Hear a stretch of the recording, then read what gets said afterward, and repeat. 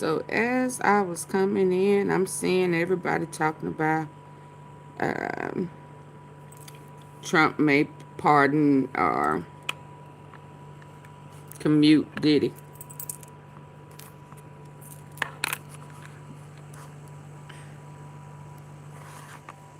Yep, that's what they trying to say right now. And I'm sure it's because the judge put it out there earlier today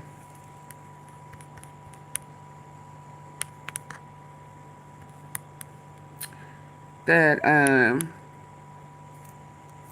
what of KK and his other assistants and all of that type stuff. So let's jump into that real quick, right quick. And then I'm going to come into Miss Virginia, the Epstein, her memoirs, Nobody's Girl, bless her heart. All I can say is bless her heart.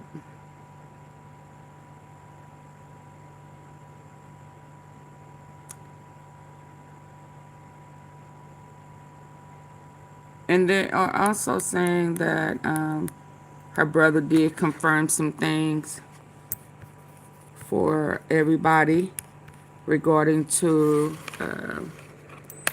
if she was unalived or did she do it to herself. So we're going to listen to a little of that. I'm trying to, where's Ticket at?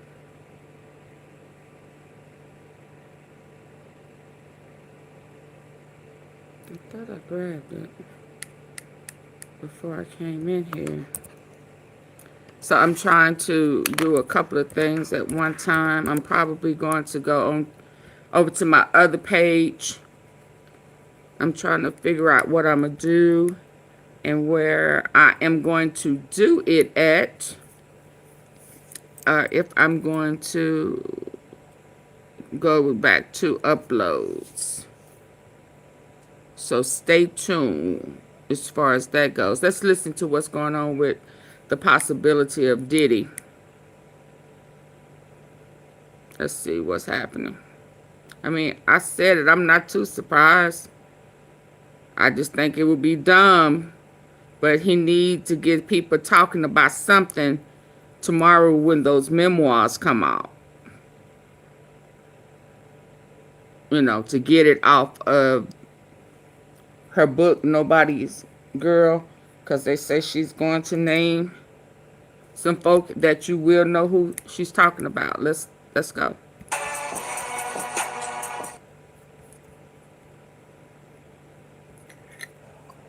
All right, man. Salute everybody tapping on in. Like, share, and subscribe as y'all come on in the building. Ooh, did it look bad on this picture Now, now? according to TMZ, they just dropped a report on this. Oh, TMZ dropped it. Your president of the United States of America, Donald J. Trump, is considering commuting Sean Diddy Combs' sentence this week. Now, Trump, according to the reports, is considering commuting his sentence as early as this week, according to a high-ranking White House official. Now, according to their source, the president is wavering on a commutation. Now, they're told that some of the White House staff are urging Donald Trump to not commute. Yep, it won't be a good idea. But their source states the obvious. Your president, Donald J. Trump, will do whatever the hell he wants, whenever the hell he wants. And they're told that Trump could set Diddy free as early as this week. Now, Diddy, as we all know, y'all want to repeat that? Do whatever the hell he wants, are urging Donald Trump to not commute Diddy's sentence on a commutation. Hey, Mimi. Hey, Janet. Now, they're told that some of the White House staff are urging Donald Trump week. Now, Trump, according to reports, is considering commuting his sentence as early as this week, according to a high-ranking White House official. Now, according to their source, the president is wavering on a commutation. Now, they're told that some of the White House staff are urging Donald Trump to not commute Diddy's sentence. But their source states the obvious. Your president, Donald J. Trump, will do whatever the hell he wants. So, y'all, who wants to bet that Diddy name in that book? Or maybe possibly mentioned?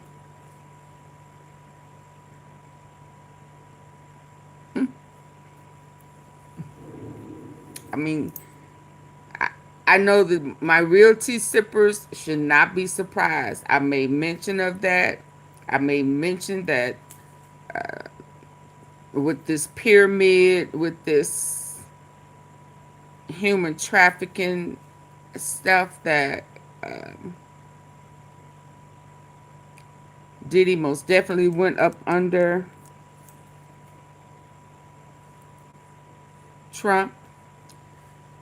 If Judge Aaron mentioned KK and the other, maybe 3-4 other assistants are criminally negligent, and if you're looking for a case, here it is. So who the other people are, what they know and who they know, if it's bonds, Diddy definitely is going to be commuted. And let me repeat it. Did she say bonds? I don't think I heard bonds. I heard another name, not bonds. And why I say definitely, because depends on who the other people are and how much they know. But we have heard Gene as well as Bond's guy say that Diddy and Trump had several meetings. Several meetings for about 5 hours. And he didn't know what was going on in there, but he knew that they had several meetings for about 5 hours. So now, Judge Aaron, and again, we still have Florida. Florida has not been brought up. So if he commutes his time, it's federal. He don't have state pardon powers. So, as was said earlier, if you're looking for a way, here it is. And Judge Aaron handed it to the but that's, you know, he sent old boy in. I don't know. I don't know what I'm not going to even try to figure out what Trump is going through. And his case with Comey don't look good for him. That case with Comey is about to get tossed out, possibly. And you already know Comey and his daughter is going to tag him for a vindictive prosecution. Trying to prosecute him. And we know they know. So, I wouldn't be surprised. Because what I think is coming out tomorrow, he don't want nobody talking about it. So, let's listen. Whatever the hell he wants. And they're told that Trump could set Diddy free as early as this week. Mm-hmm. Now, Diddy, as we all know, is serving a 50-month prison sentence. And Trump just commuted George Santos a couple days ago. And he gonna let go old girl. Excuse me. With this news coming out now. And he got emails, text messages that's leaking. Emails that's leaking. It's dropping. I don't know if it's just Lane, her people saying, come on, come on before it comes out. Prince Andrew, who's having to give up his title. They're saying he needs to go into exile. I done been all in his dirt, and Prince Charles, King Charles. It is, oh my God. Oh my God. It's oh my God. So, am I surprised? No. And oh girl, she said he and Epstein in Israel. I've been having that too. I just looked at it tonight, but yeah, she got a big old poster thing saying Epstein in Israel. Shit. Let's finish this up real quick. Let's go. We finna see where it's at. Hell, he wants. And they're told that Trump could set Diddy free as early as this week. Now, Diddy, as we all know, I hope they catch him at the door and hit him with another. Hey, Reflections with Kimberly. And Trump just commuted George Santos a couple days ago.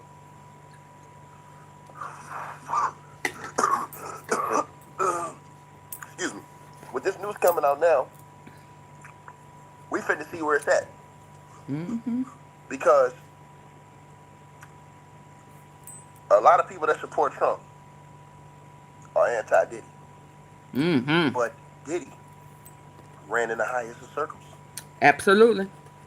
And when you run in the highest of circles, all the way up to the president of the United States of America. He wasn't the president then. This is why I tell everybody. He wasn't the president then. I don't trust none of them people. And if y'all remember that video that we watched, he was saying that he couldn't and wouldn't because of the mistakes he had made in his past. Do y'all remember that? And they were kind of power struggling. You know, Trump was stroking his ego, and then Diddy came back stroking his. You know. Yeah, and it was back in the time where he had just got out that trouble at the club in New York. So yeah, I mean, he wasn't hot. He wasn't high up there then. But he definitely no dirt on him. Most definitely. They used to hang out a lot with different wives and different girlfriends. Started out with his first wife. They go that far back. Yeah. He know a lot. Let's go. This is why I tell everybody, I don't trust none of these supposed to be leaders. Because when you look at it, they're all the same. Joe Biden. Listen, I'm not gonna put everybody in the same category. I'm not until the evidence comes forward. I am not gonna put them all in the same category. No, sir. If Biden, Kamala, and Barack name would have been in there, trust me. Trust and believe. Donald Trump would have brought that out. Yes, sir. Yes, sir. Now, I'm not saying that they may not have interacted with him. With BB, not gonna sue me. And went over there. Yeah, but I believe that their names would have came out by now. Now, I don't know about Hunter. Because, you know, Hunter dipped and dabbed a little bit more. I'm not saying that they're perfect. I'm just saying I don't think they are involved with this. Because Trump, just like he slung Clinton around, rightfully so. I don't care how much everybody said he was cool, he this. No, he was heavily involved. Him, his wife, and his daughter. It was a whole family affair. So, no, I'm not putting every body in there. If you ain't in there, if you're not involved, you're not involved. I'm not gonna make everybody dirty. Let's go. The list goes on. But hey, you guys said he was gonna drain the swamp, right? Oh yeah, that swamp get ready to get drained. Yeah, it is. And he, It's cause ready he to a get part filled of the up swamp. like you like it. But you should expect Sean Diddy Combs, the same guy who told everybody that there's no way you can support Donald Trump. He has to be eradicated. Yeah. Now, he and all of his followers will get on their knees. You know why he had to be eradicated? Cause he knew what his plan disdain and was. hatred for Donald J. Trump. Cause he knew They what will show Trump's you plan was. that the words that they put out mean nothing when it comes to doing favors for each other. When it comes to somebody wanting your telltale. Somebody says exactly why no Kells. Well, we never know about him running in circles with Donald J. Trump. Right. We know that Diddy ran in circles with Trump. Right. Close circles. Right. Gene Deal told y'all. Gene Deal told y'all that. Bonds. Not Gene Deal, excuse me. Roger Bonds told y'all. Okay.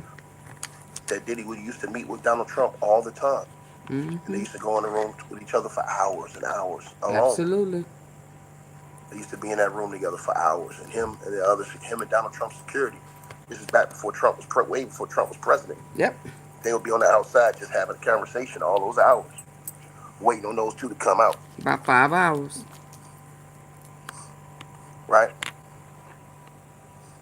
Somebody says TMZ is so pro Diddy. Wonder if it's true. Yeah, he's getting it from Listen. Yeah. Bottom line is this. They don't know what's coming. They know they're cooking. They know the courts is cooking. Yeah, KK. KK is Ghislaine Maxwell. That's who schooled her. Come on now. Come on, T-Sippers. I told y'all that he was coming out of the Epstein's handbook, blueprint. He just did his trafficking and his little get up a little different. Trump was at them parties. Epstein, you hear who yesterday mentioned Epstein, Weinstein, Diddy. They all their names came up, and something we watched. Oh, what's his name? Chris Tucker name came. So no, I'm not surprised. And once I told y'all the other day when he ran Santos through, that was his test to see what the flow was gonna be like, and what the outrage was gonna be like. But this outrage is gonna be totally different. Let's go. When you run in the highest of places and you might know things, anything is possible. And Diddy definitely know things. He threatened him. Everybody that come on this channel and that argue with me, I lost subscribers. Oh, Donald Trump would never do this ticket. I told y'all, all these people's the same to me. They all the same. I don't told y'all this. But y'all didn't want to listen. Y'all put y'all faith in man. And that's what happens when you put your faith in man. Hey, little ugly girl, don't come over here being rude and disrespectful to nobody. Have you lost your mind? Did you come in speaking? I'm going to hurt you. I'm going to hurt your feelings. Yeah. Yeah. Come over here disrespecting. You always gonna don't come over here disrespecting me or my T-Sippers. We don't know you. You're a guest. And you need to stay in the guest place.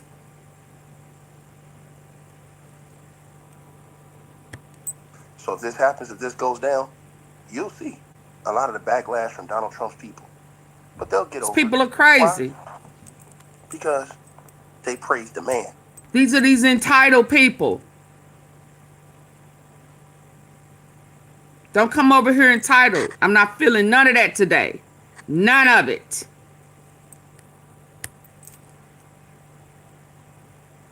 You understand what I'm saying? Not the character of the man. Told y'all, all these people's the same. I hope when he walk out, I hope they hit They all him the with same. another case and take I don't told y'all and this. arrest him, and But y'all it still want to won't be listen. Nah, nothing they but y'all can still do do about it. it. You know That's how not some what we people get off, and then soon as they walking out, they get hit with a warrant, with different charges. Yeah, I will be already getting it up, getting it together, but not fed. It would have to be state. Faith in man. You always gonna get let down. So if this happens, if this goes down, you'll see a lot of the backlash from Donald Trump's people. But they'll get over it. Why? Yeah, and he mad they praised the man. Cause we laughed at him over the weekend. He looked like a fool. You understand what I'm saying? Not the character of the man. Right? See, when you have a different smoke for a dude who says grab him by the lock him up, versus somebody else, turn right back around and lock him up. Point blank period. But it got to be on state hype everything and not feds. Man, listen, bro. Do I think it's possible? Oh yeah. 50-50. It's possible. Him and Ghislaine. Yeah, it's possible. So let's go on into I just wanted to touch bases on it because it was breaking and everybody was talking about it. And I saw it, but that's the least of my concerns right now, because I want to know what to expect tomorrow. Yeah, let's hear this, because he said it was a new court filing. And he trying to get out, baby, because, listen, one thing is for sure. If Diddy knows that if he don't get out, he in there. He in there. He ain't getting out. And, hold on, let's see what this one's saying. Shock new filing, guys. The Diddy trial is not over. We thought it was, but clearly not, because Diddy is losing it minute by minute. Hey guys, it's Murad Murali, daily and consistent content. Let's get straight into this video. Join Murad Nation, subscribe to the channel. Diddy is filing that appeal. Diddy wants out of the jail prior to the 4 years that this man has been given. I don't understand why. Because this man will be out of jail by Christmas next year. Because Diddy know what you don't know. So what does this man need to file an appeal for? It's not like you were given 8 to 10 years plus.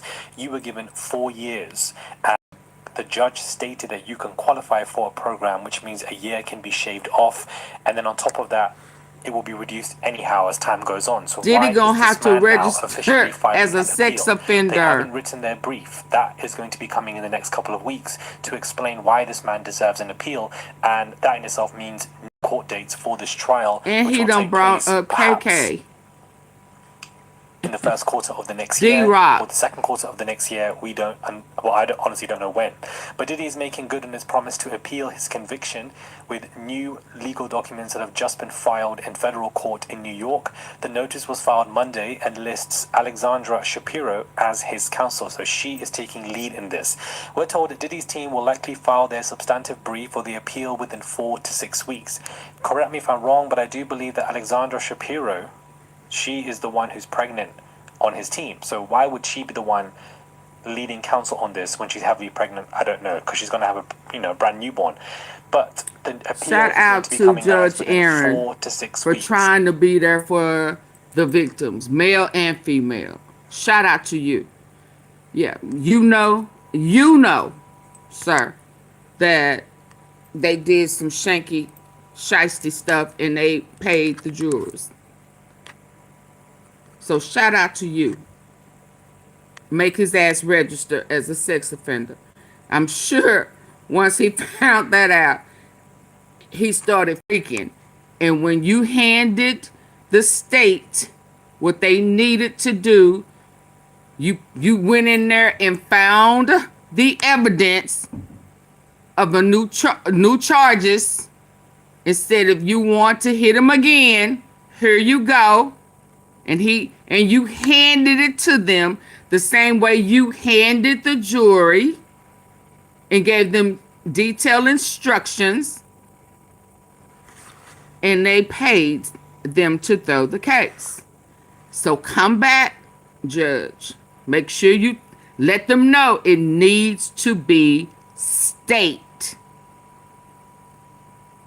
where Trump has no pardon power. Yeah. And I hope everybody every female, yeah, I was finna, I hope y'all go have a party with him. Yeah. Go party with him and Diddy. Make sure y'all have a drink with him. Yeah. Since y'all all up in their tail. Yeah, shout out to the judge. He know everything that's going on. And I can't stand trifling women who seek all of this human trafficking going on, and they still all up in Trump and Diddy and Epstein's ass.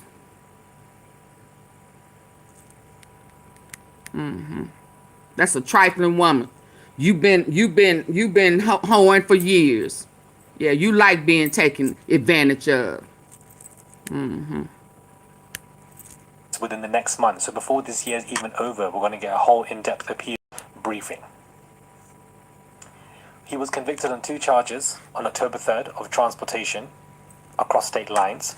Diddy was acquitted on most serious counts, as we know. Christ. He still hasn't been assigned to a prison and remaining at the MDC for now, though judge did state he thinks the mogul should serve his time as close as possible to the New York metropolitan area.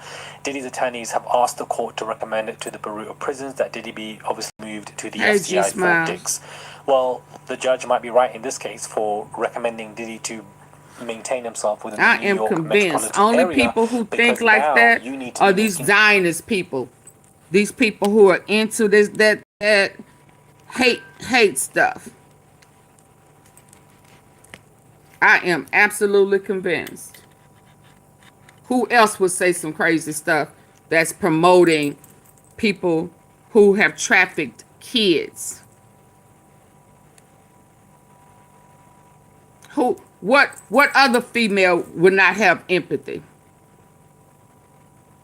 You couldn't be a believer in Christ.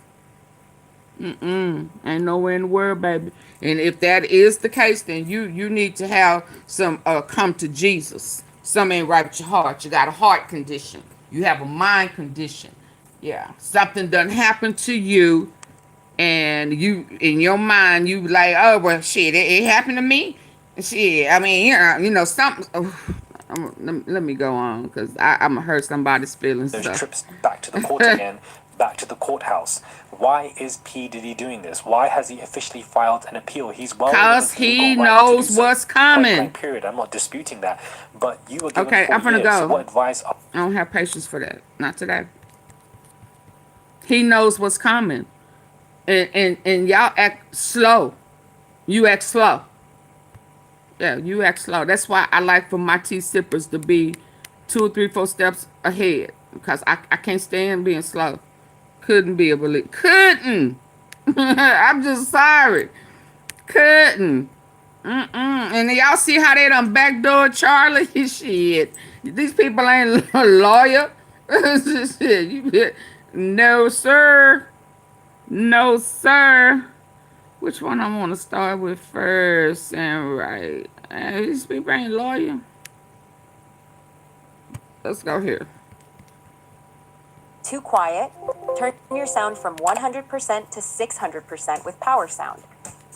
Just hit Add to Chrome. It installs in seconds. Click the icon. Boot. Her go.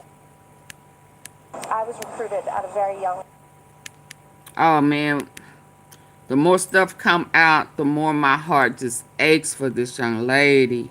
Hey, Mrs. Tom. It aches. So if you come over here being rude and disrespectful about this young lady's life and her memoirs, please leave so that I won't have to be ugly. I'm putting a disclaimer out now that what's about to be discussed, it deals with essay, abuse, adults and minors. So if it's going to be a trigger for you, yeah, you may want to go ahead and leave. No disrespect, none. We are pro victims and survivors. I make no excuses for predators. None. So I'm putting my disclaimer out now.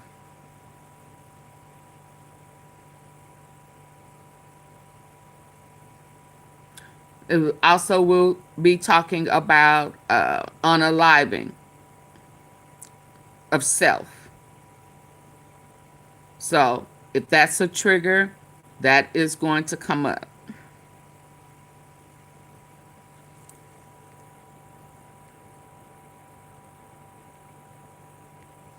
Six months after Virginia died by suicide at the age of 41, she is getting the final word in a cruel and revolting scandal that sucked her in when she was still in her mid-teens, and it really never entirely let her go. I was recruited at a very young age from Mar-a-Lago and entrapped in a world that I didn't understand, and I've been fighting that very world to this day, and I won't stop fighting. I will never be silenced. You absolutely did not understand it.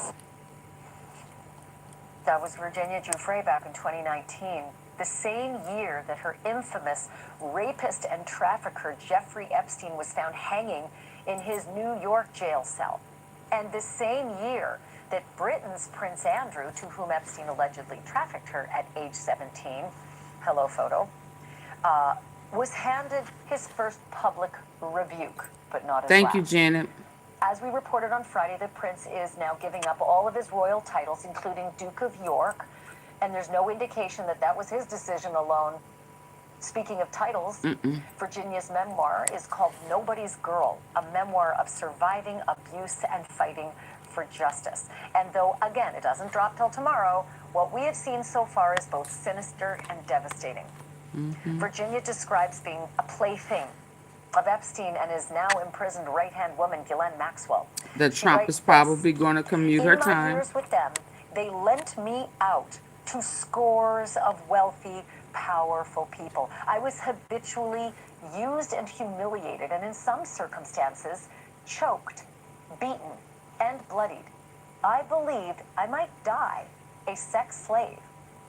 That's according to the BBC, because they got an advance copy of Virginia Giuffrie's book.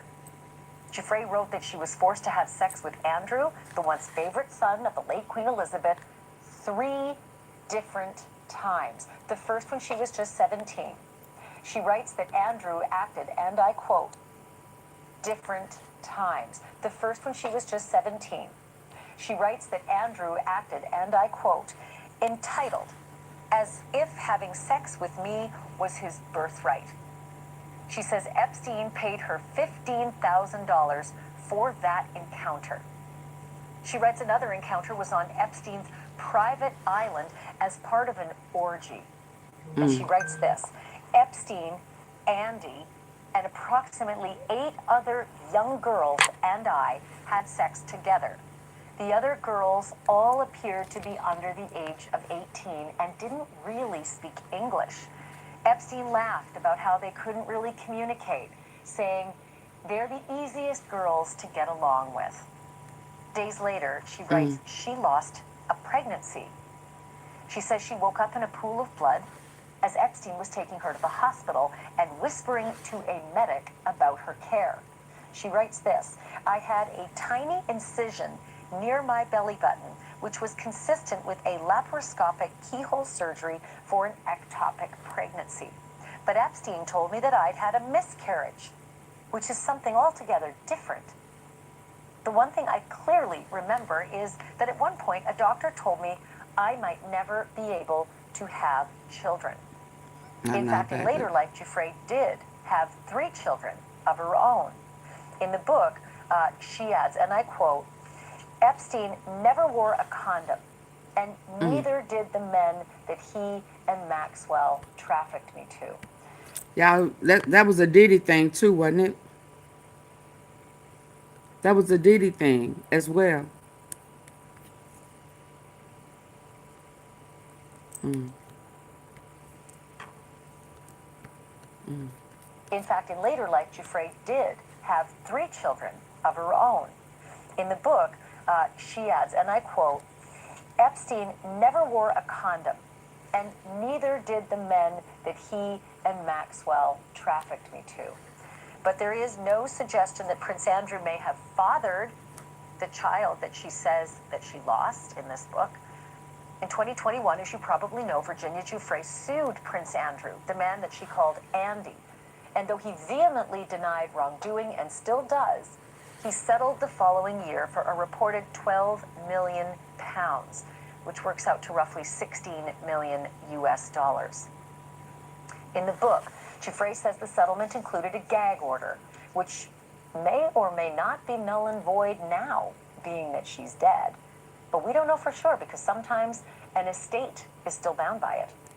She also writes in her memoir, quote, after casting doubt on my credibility for so long, Prince Andrew's team had even gone so far as to try to hire internet trolls to hassle me. But if the prince actually did that, he may have not stopped there. As we speak, London police are said to be, quote, actively investigating reports that the prince asked his personal bodyguard to dig up Virginia's personal information, including her social security number, shortly before that infamous photo of the two of them surfaced in 2011. Thank you for watching. Subscribe below and down. Ooh, that was loud. I'm sorry. Yeah. So he tried to have Investigating reports smear, to smear his her. personal bodyguard to dig up Virginia's personal information, including her social security number. Shortly. Let's go to the next one, y'all. Let's go to the next one.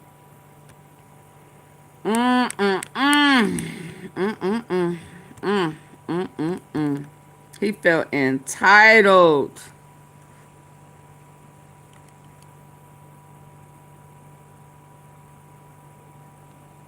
He felt entitled. Who beat her, y'all? Oh my goodness. Oh my goodness. Who beat her? Somebody beat her. I'm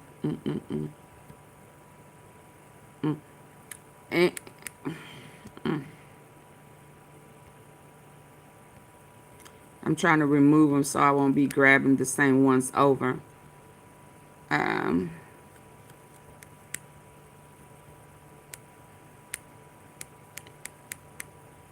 I mean, he should not have power to pardon a commute, and he is in this book. Mentioned he knew about it. He was a part of telling on Epstein, sweetheart deal. Let's see. Let's see this one. Let's go. There's a reason nightclub bouncers There's make one where such we're great going to be diet able to hear coaches. some in her voice. Sandwich. That is not on. Scrapbook from Jeffrey's 50th Oh, now birthday this is celebration the... in 2003. Just 3 years. Yeah, I don't know if I want to look at the... I want to hear her book before I watch. I don't know if I want to... Well, let's go. We here now. This is his black book. This September 50th. was marked by the release of one of the most disturbing pieces of media in recent memory, a 238-page book dedicated to Jeffrey Epstein, the man accused of procuring hundreds of young women and girls to be SA'd by himself and his powerful circle.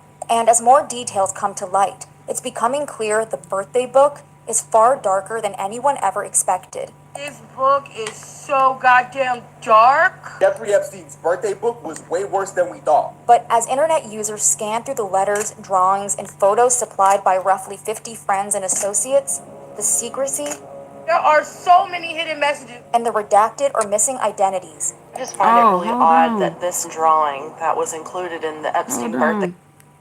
I just find it. Oh, better. Hold on. 50 friends and associates. The secrecy.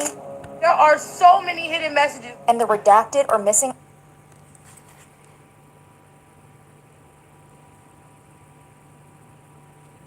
Family, Brooklyn, girlfriends, friends.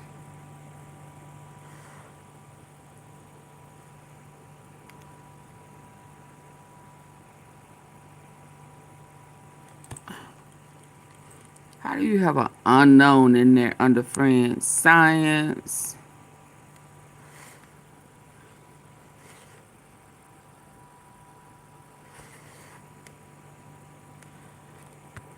Ooh, wee. Let's go. Identities. I just find it really odd that this drawing that was included in the Epstein birthday book that was released yesterday isn't attributed to 20 anyone. years. Has left many searching for their own answers. Let's delve into Giuffrie's birthday book, the file that's ignited a hunt for justice. When Giuffrie Epstein took his own life, or if you're on a more conspiracy-driven side of the internet, had his life taken on August 10th, 2009. Okay, so for the record, before I forget, let me go here. Let me go here, where she has some of her little pictures, so I won't forget.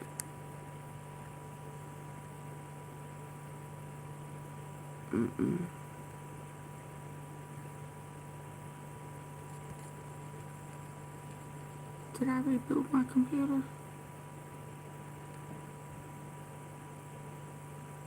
Oh, yeah, no, here it is. I want us to be clear. This is her. This is what she said, right? She says, hold on.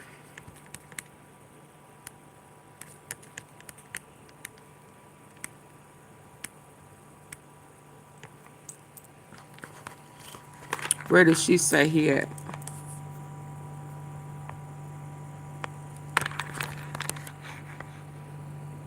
Y'all see that?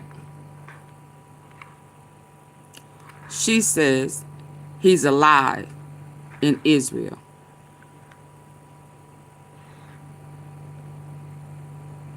And for some reason, she got the White House down here. Him and the jail. She says Epstein alive in Israel. Just so we clear. Her words. I mean, my words too, but she got the symbol. And hell, she may have gave his location where he at. Wow. Y'all see this? Y'all see it? She says he is alive in Israel. Him, she gave a location. She done circled it. Just, she, down on this picture, she got White House, jail cell. He is in Israel. And we found out today, that's where they run to. That's where they run to.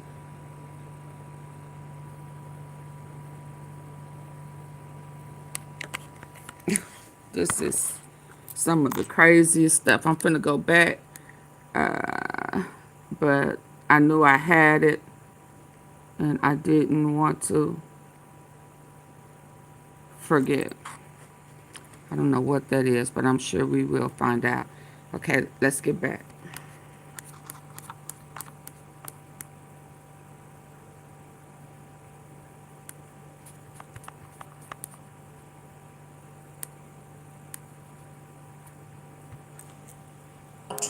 While awaiting trial on trafficking charges, it seemed his secrets had died in that jail cell with him.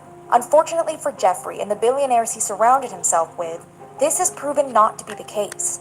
On September 8th, the House Oversight Committee released documents provided by Epstein's estate. There, among Giuffrie's 2007 non-prosecution agreement and his last will and testament, was a file that for journalists and internet sleuths could only be described as the motherlode, Giuffrie's birthday book. It was back in July that the public first learned of the existence of this leather-bound scrapbook from Giuffrie's 50th birthday celebration in 2003. Just 3 years shy of his first arrest for SAing girls.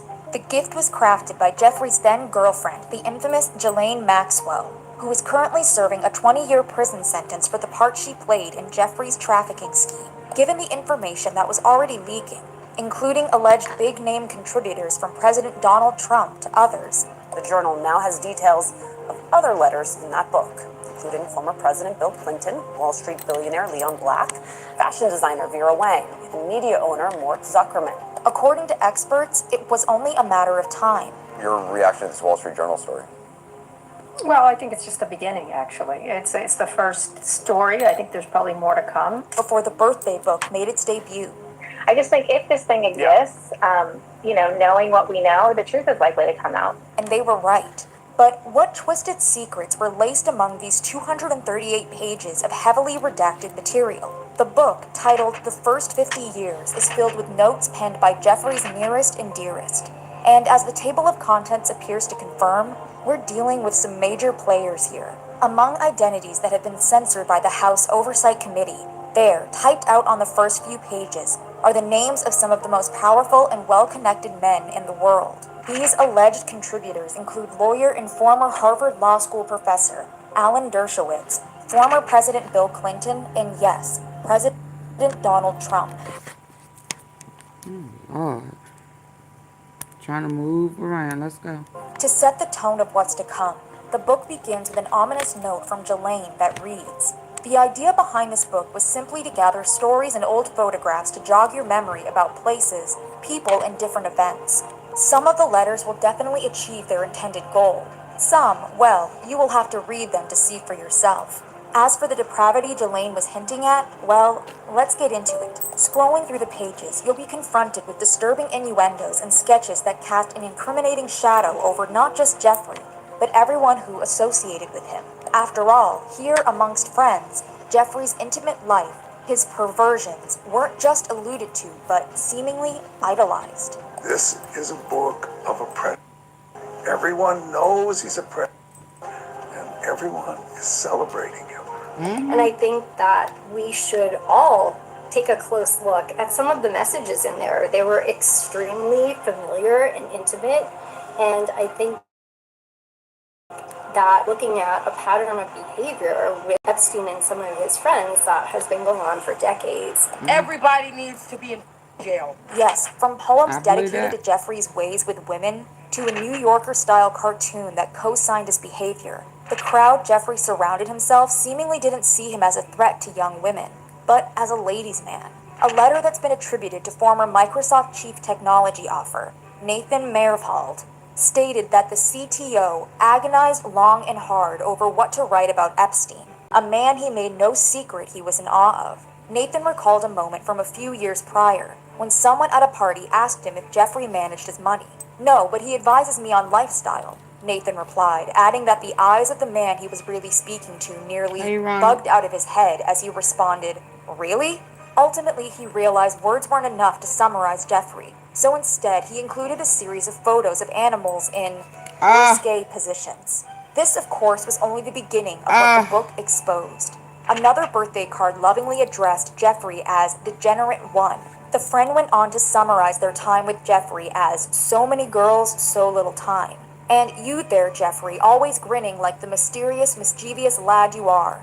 I remember it all with a smile. The writer of this eerie entry, the card was signed Degenerate 2, aka, followed by their name, which was redacted by the House Oversight Committee. On the next page, there's an explicit doodle of two men who appear visibly excited. "Too fast, too much, please stop," shouts one man. The other replies, "No, I will not stop the chronometer." Two men got each other excited? Oh, Lord. Okay, let me. Shouts one man. The other replies, "No, I will not stop the chronometer. Keep going, ha ha ha ha." Yes, Giuffrie's approach to life, which one contributor describes as silly and salacious, was more than an open secret amongst these men. It was a running joke. In a letter from one of Giuffrie's friends who identifies himself only as Nick, the writer recalls a series of stomach-turning moments he had with Giuffrie, or in his words, hilarious incidents. He then reminisces about inspecting the Royal School girls' dorms, asking the Mandarin driver to find us some girls, and massage classes at Raxel. Nick also recalls the night a friend, Toto, mistook a female friend, whose name has been redacted, for a call girl and put his hand somewhere he shouldn't, only to realize another man's hand was already there. Consent was never mentioned. Then there's the sketch from page 155. There, on the left side, is a man with dark hair, likely meant to be Epstein, handing out lollipops to a group of young girls. The image is dated 1983. Without any context, you might think this drawing was copy and pasted from a children's picture book. However, any illusion of innocence is immediately shattered when you glance to the right of the page. In a drawing dated 2003, a man with gray hair, likely depicting an older Epstein, lounges on a sun chair while 4 unclothed women massage him. One of the women, who appears to be performing an adult act on Giuffrie, has his initials tattooed on her rear end. The implication of this entry is clear. Giuffrie was kind to these girls during their childhood so they could return the favor when they were older. And in case the anonymous artist's feelings over what was transpiring weren't clear, he captioned the sketch, "What a great country." For many, birthday book entries like this confirmed one point, which is that everybody in Giuffrie Epstein's circle knew what the was going on, condoned it, lied about it, and or participated. The sheer number of times Giuffrie's infamous Lolita Express, a nickname given to his Boeing 727-100 aircraft that trafficked girls between New York and his residence in Palm Beach, is referenced in the pages of this book, is also telling of just how much these people knew. Joel Pashkow, a Florida real estate developer and a regular at Trump's Palm Beach resort, Mar-a-Lago, allegedly contributed this birthday card with clip art of women posing provocatively below an aircraft. Later in the book, an unknown contributor depicts the Lolita Express heading to different locations: Paris, Palm Beach, New York, and Giuffrie's private island, Little St. Jeff. Bro, what the is this? Everybody involved with Giuffrie Epstein needs to go to jail. Of course, entries from the birthday book never outright accused Giuffrie of running a criminal operation that took advantage of young girls. But that didn't mean it wasn't hinted at. For example, while Jelaine claims she met Giuffrie in 1991, the book suggests otherwise. A note from Giuffrie's former co-worker, Elliot Wolk, states that Giuffrie was a star salesman in 1970 while running an account for Jelaine's father, British media proprietor and politician Robert Maxwell. The note goes on to tease, "Was that when you first discovered the Maxwell teenage daughter?" There's also the unsettling letter contributed by Dallas businessman Terry Kafka, who goes by Johnny Boy Kafka. In the book about the time he spent with Epstein in Corfu, Greece, he writes, "I remember it being sleeping on the beach with kids from all over the world." In a recent interview with local news source WFAA, Terry described the letter as out of character for him. "I recall now that an assistant in his office asked me to write a note or letter to him for his 50th, told me to make it funny and raunchy so it's humorous. But if humor was the birthday book's intended effect, it failed miserably. From venture capitalist Bill Elkis's description of Giuffrie as a man who appreciates beautiful women to Bill Clinton's praise of his childlike curiosity, every statement in the book, no matter how seemingly innocent, was tainted by what the public knew about Epstein. It didn't help that entries were littered with the redacted names and photos of women who were all potential victims. This included a high school yearbook note that referred to a student as Jeff's girl, as well as an entire section of the book devoted to Giuffrie's former girlfriends, full of photos from his private plane, racy shots, and expressions of gratitude for their time together. The section ends with a collage of former girlfriends in compromising positions in various states of undress, seemingly compiled by Jelaine. However, if it weren't for the heading that introduces the next section, you would think the entries from Giuffrie's past lovers went on for 10 more pages. Yeah. Oh wow, y'all. This is so bizarre. It's so bizarre.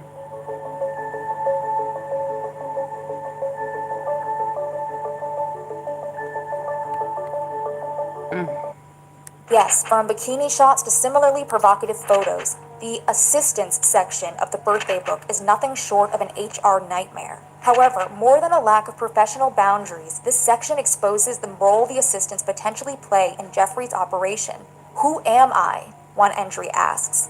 The anonymous writer proceeds to supply hints, with a story that paints disgraced financier Giuffrie Epstein as, and yes, you're hearing this next part right, her fairy godmother. See, according to the writer, before meeting Giuffrie, they were a 22-year-old divorcee working as a hostess in a hotel restaurant.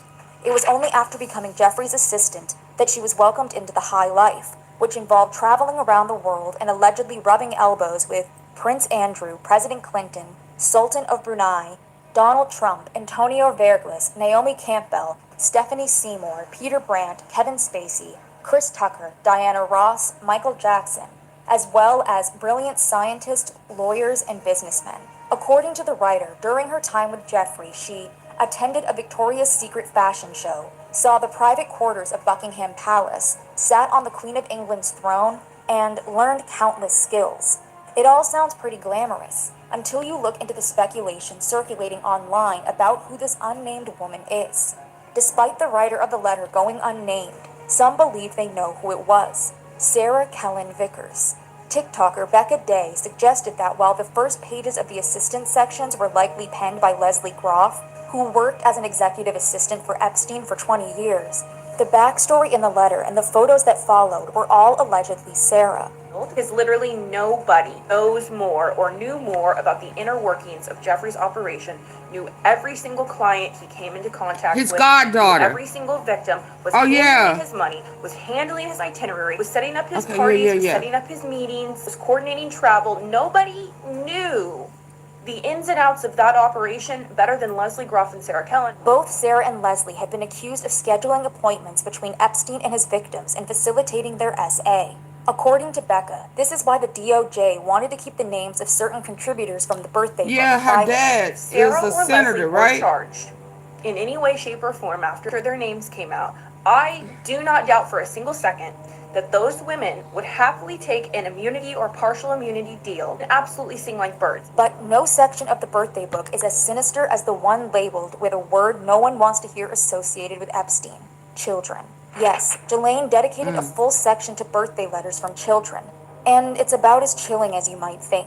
One particularly disturbing entry titled "A New Series of Pictures" includes a collage of photos that capture a young girl whose face has been censored to conceal her identity, posing in her pajamas and playing the piano. Innocent in a family photo album? Sure. Haunting in the hands of Epstein? You bet. On the next page, more censored photos appear to capture an even younger child, judging by the stuffed animal they're holding and the glimpse of what appears to be a pacifier in their mouth. One child even wrote a letter to Giuffrie. Despite the misspellings and poor grammar, the entry seems to describe a day when Epstein decided to go poppy, like trying to write poopy. He had never seen poppy in his life, the child wrote. Even though he is 50, he has never seen it. The child claimed Epstein was going for the toilet but accidentally went on the floor. Though not exactly incriminating, something about the wording and the potential for a child to innocently misinterpret not so innocent actions put readers on edge. The note addressed Giuffrie as Uncle F, which led many to attribute the entry to Selena Dubin, who reportedly called Giuffrie Uncle Jeff.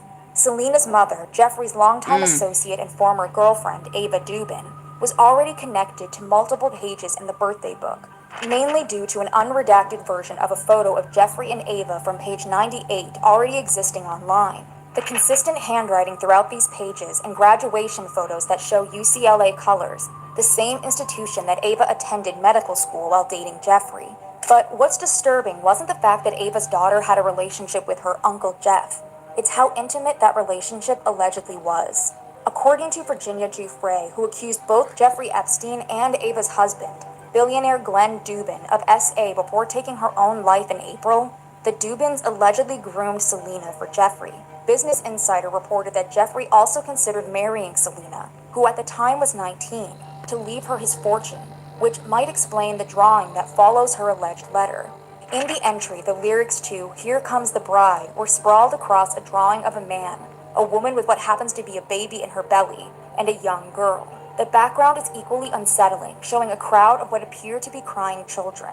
But while the public had the context to understand what this doodle and other entries could be referencing, other entries seemed to almost be written in code. For example, "not a cloud in the sky" is a phrase that reappears throughout the book, both sprawled onto pages and typed out in text. But what did this saying have to do with Giuffrie? One Reddit user connected these references to "Not a Cloud in the Sky" by John Bucchino, a song with lyrics that seem harmless until they're connected to Epstein. The need to take some control, the satisfied smile, the lack of fear that anything will catch them unprepared. It wasn't difficult to relate lines like these to the financier who once thought he was untouchable. The Reddit user speculated that the song was potentially played on the rumored grand piano that a piano tuner previously reported fixing on Giuffrie's Island, where a number of his crimes allegedly occurred. They also pointed out that the song was performed at Ohio State University for their nationwide children's hospital benefit. What makes this eerie is that Giuffrie was a huge donor to the institution,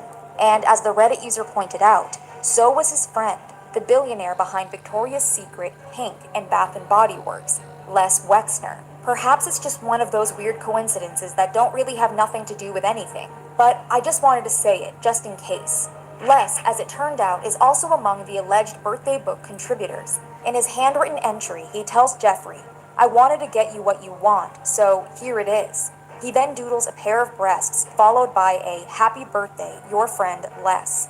Another confusing entry comes from the girlfriend section of the book. One of Giuffrie's former lovers includes a drawing, seemingly from her child, of a man, likely Giuffrie, playing the piano while a little girl sleeps on the floor as an audience bears witness.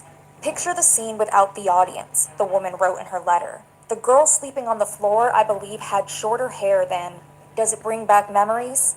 Was this the grand piano from Giuffrie's Island? If so, why would the anonymous woman fondly reminisce about a child being there? Had she brought her child to Epstein's Island?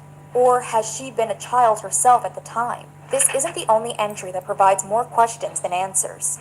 On the surface, this letter from an unnamed writer seems to unveil an alleged murder plot crafted by the writer, Giuffrie, and a man who's been given the alias of Mr. Brown.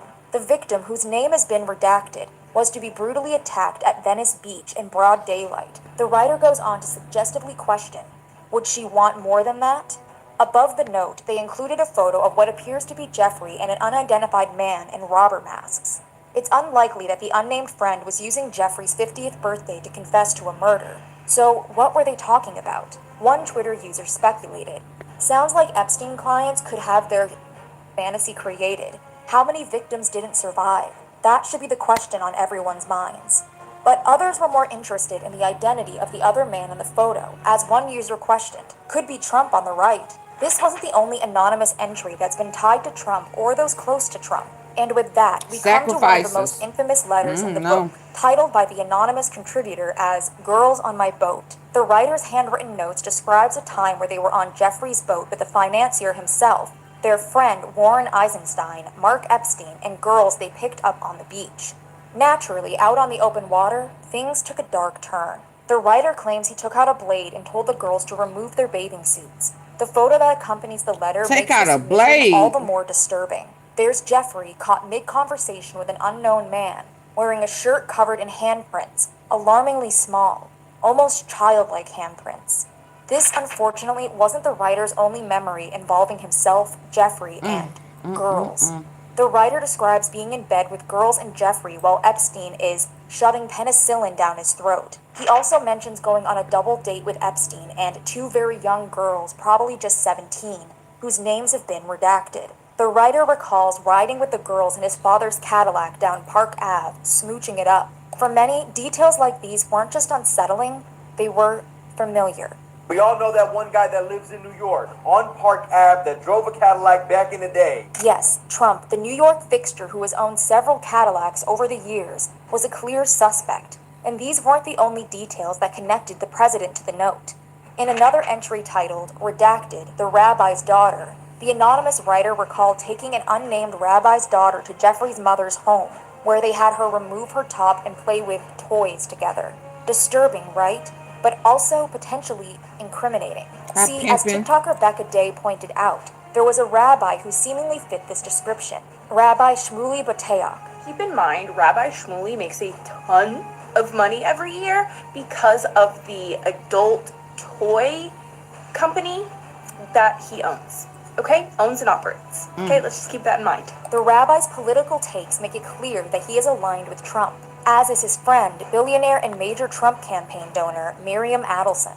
Is Rabbi Shmuley's older daughter with Miriam Adelson, the billionaire who is funding ads against Massey because she does not want a complete release of the files. Becca was referring to Thomas Massey, a United States representative who's been putting pressure on the FBI to release further files related to Epstein. Have you reviewed those 302 documents where the victims name the people who victimized them? If I personally know, but the FBI has. So how can you sit here and in front of the Senate and say there are no names? According to Becca, Miriam's close relationship with Rabbi Shmuley and his eldest daughter could explain why she opposed Massey. Again, could that be about any rabbi? Sure. But there is a rabbi that we know of who is still very popular today, who was also very popular back in 2003. In the comment section, one viewer drew attention to a jarring implication. If Becca's theory was correct, the rabbi's older daughter would have been 13 to 14 years old at the time. But while the internet continues to investigate how various entries from the birthday book could connect to Trump, sometimes there's no speculation needed, not when he's called out by name. In an entry that's been attributed to Mar-a-Lago member Joel Pashkow, Joel and Giuffrie smile for the camera while holding an oversized check for $22,500, signed DJ Trump. A note below the photo jokes that this is the amount Epstein sold a fully depreciated woman with people skills to Donald Trump for, wording that set off alarm bells across social media. Fully depreciated, which means, presumably, the interpretation, generally speaking, is that meant that she was so traumatized she couldn't fight back. But it's the birthday book entry that's been attributed to Trump that has everyone talking. It's a poem canvassed in the silhouette of a female body, formatted as a conversation between Trump and Epstein. It starts with a voiceover that reads, "There must be more to life than having everything." Donald says, "Yes, there is, but I won't tell you what it is." Giuffrie replies, "Nor will I, since I also know what it is." Donald, "We have certain things in common, Giuffrie." Giuffrie, "Yes, we do, come to think of it." Donald, "Enigmas never age, have you noticed that?" Giuffrie, "As a matter of fact, it was clear to me the last time I saw you." Donald, "A pal is a wonderful thing. Happy birthday, and may every day be another wonderful secret." Sure, the language wasn't exactly Trumpian. However, according to an old interview this TikTok user dug up, Trump had said something eerily similar when potentially hinting about stealing the election. Remember this from October 2024? He said, "I think with our little secret, we're going to do really well with the House, right? Our little secret is having a big impact. He and I have a little secret. We will tell you what it is when the race is over." What was written in this letter to Giuffrie Epstein is exactly the type of thing that Donald Trump would say. It's real. Oh my goodness.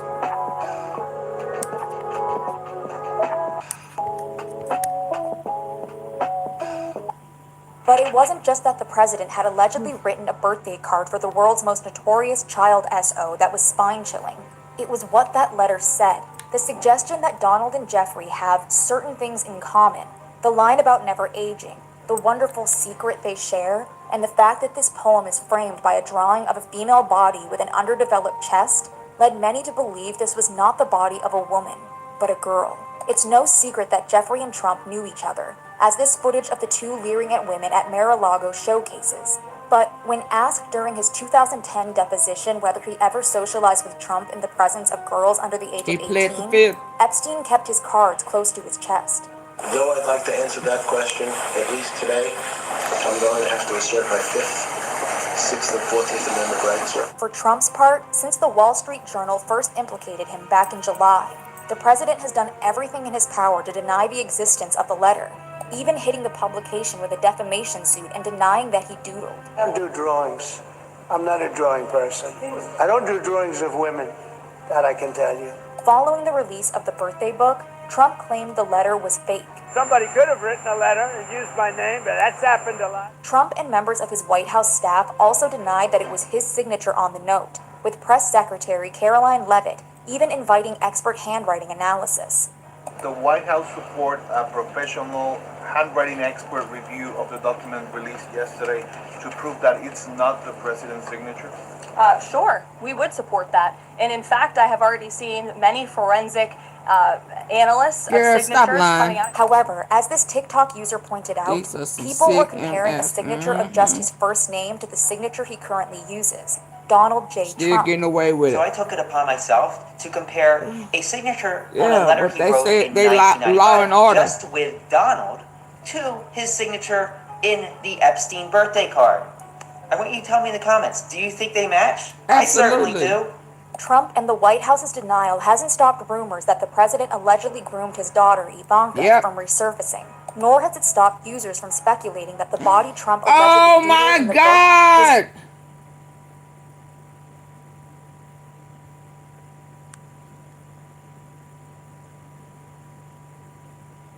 Oh, wow.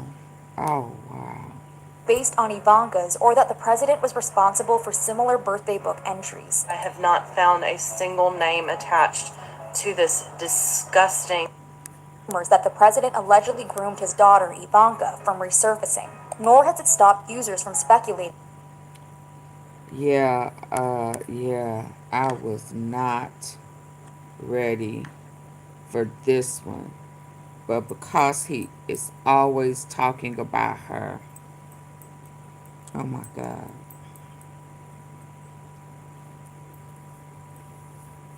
In such a sexual way.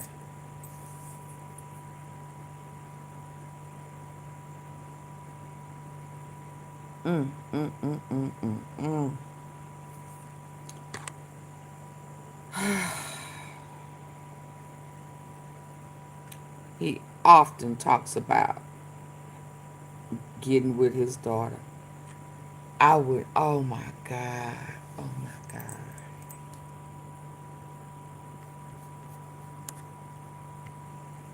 That the body Trump allegedly doodled in the book was based on Ivanka's, or that the president was responsible for similar birthday book entries. I have not found a single name attached to this disgusting drawing. I will say is that we have all been talking about the one person that we know who has a penchant for drawing doodles. You can take that for what it's worth. And it seems. And we found out today that they are known, pedos are known to leave the country and go to Israel. Finding that out today, it's a ton of them. It's a ton of them, and they run to Israel. That the fallout is if only they're just Jewish. beginning. Ahead of Trump's recent visit to the UK, the British public crowdfunded the world's largest photo of the president, shaking hands with his alleged pal, Giuffrie Epstein. The image was showcased outside of Windsor Castle, where Trump was going to be staying with the king. Meanwhile, in Washington, D.C., a bronze statue suddenly appeared across the street from the U.S. Capitol building, showing Trump prancing hand in hand with Giuffrie Epstein. Below it, a plaque read, "In honor of Friendship Month, we celebrate the long-lasting bond between Donald J. Trump and his closest friend, Giuffrie Epstein." The activist group, Mainly Secret the Handshake, Philippines, behind it told Thailand, HuffPost, Africa. the figures speak for themselves. But are there still more bombshells to be dropped in the seemingly unending Epstein saga? Recently, 18,000 of Giuffrie's personal emails were obtained by Bloomberg News. In one email from May 2008, while Epstein's lawyers were securing a plea deal, he wrote to Ghislaine, "Which one do you prefer, lewd and lascivious conduct, or procuring minors for SW?" Ghislaine replied, "I suppose lewd and lascivious conduct. I would prefer lewd and lascivious..." Oh my God.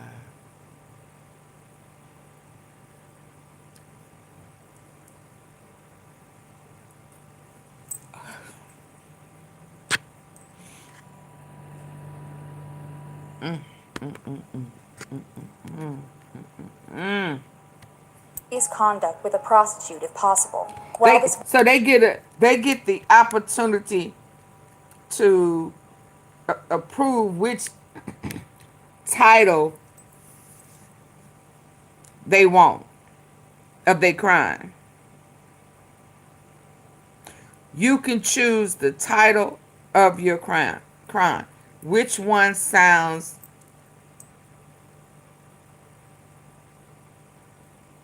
the worst and which one sounds better?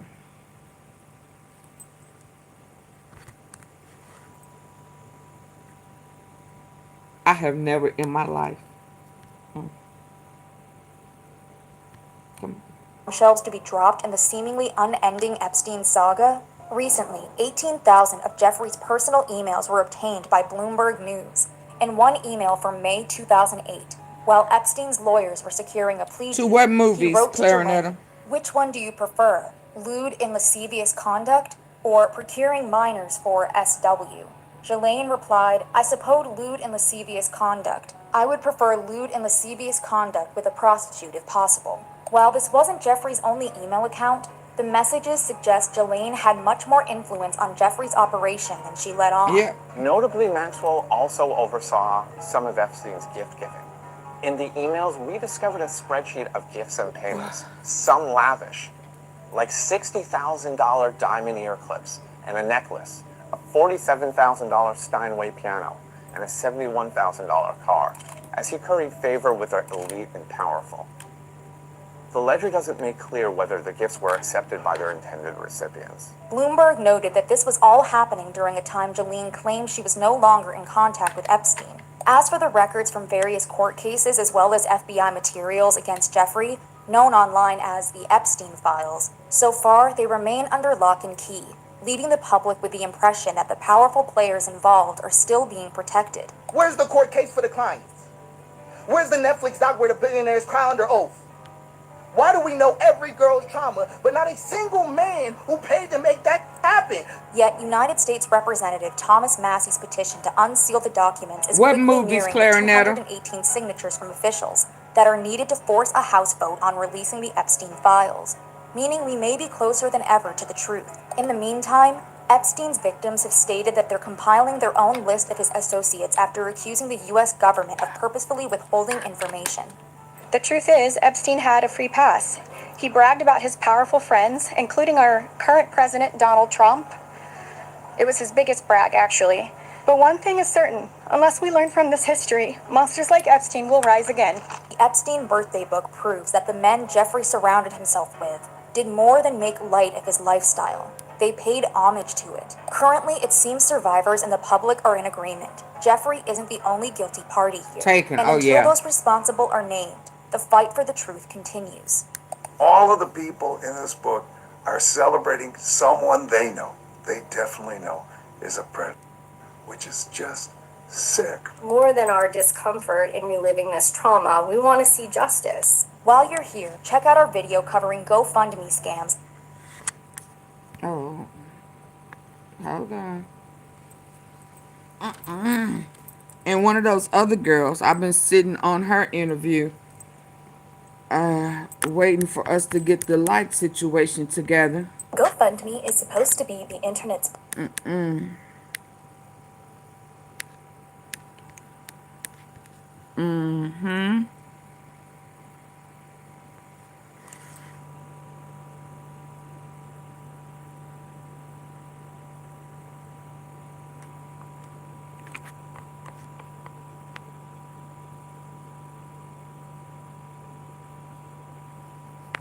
Hold on. Y'all please get the likes up for me. I would greatly appreciate it.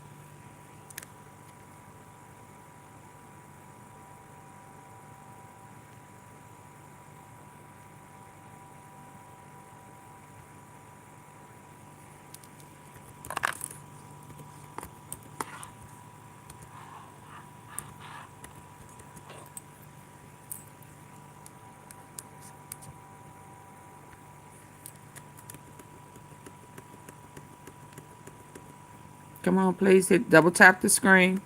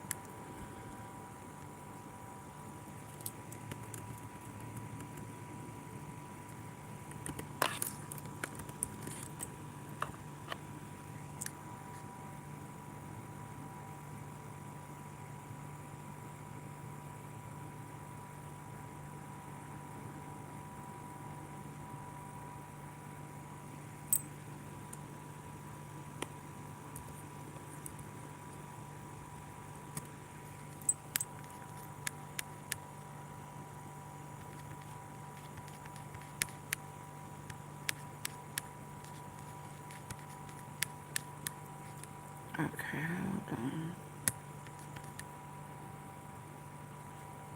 Did I just save it? Hold on.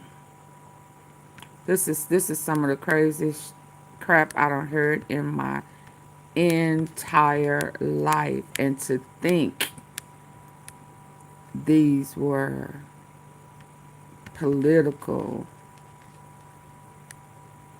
powerful, nasty dingling. Don't smack the donkey. When Biden was in office, she was detained and charged. What are you talking about? He was dead and she got 20 years. What are you talking about? So shut up. Shut up and go play with your mama. Okay?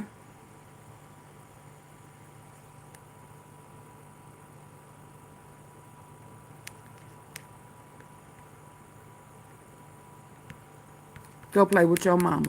Or go let your mama play with you. Yeah, they are the protectors of pedophiles. And they are the MAGA are the ones that have everybody, just about all the men over there are, as a reminder, let me remind you that at least 30 of them have been arrested for pedo charges. Here go another one today.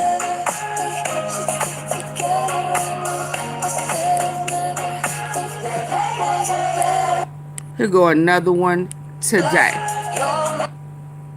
Since you want to come over here asking about why Biden, no. Get on. Ask MAGA why they support it. Huh? He was a drug dealer. He went from that. He got released from prison by Trump. Has been arrested again for assaulting what? This was under Trump. So before you come over here asking why somebody else didn't do something, yeah, y'all breed pedos. Y'all love it. Yeah. And if that's not enough for you, yeah, you better get your ass from over here asking about somebody else.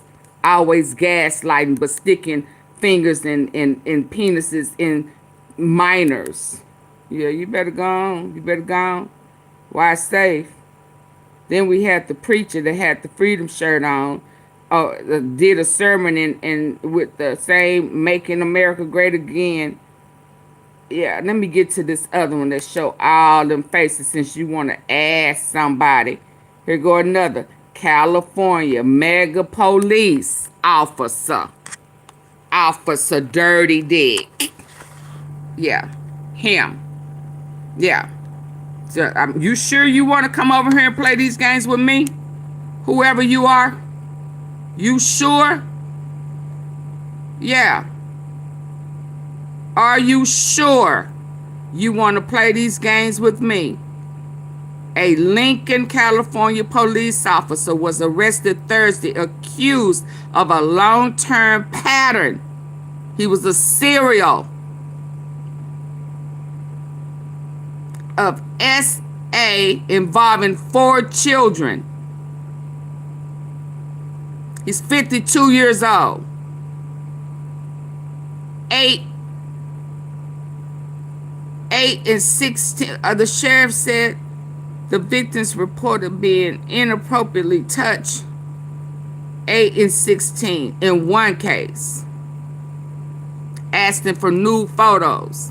You sure you want to play this game with me? You sure? I do research. Yeah, I do research. Now, leave me alone and let me finish doing what I'm doing. Don't come over here with that foolishness. I'm going to eat you up. I'm going to eat your ass up. Yeah. Ass mega.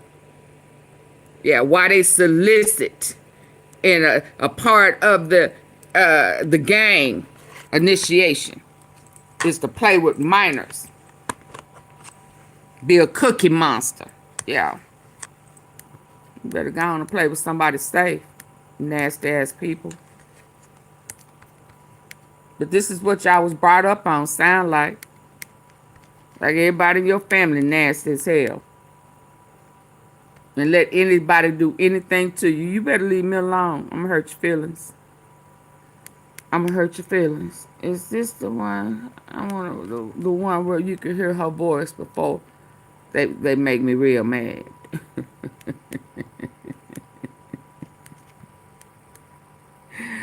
Yeah, I got them lined up, baby.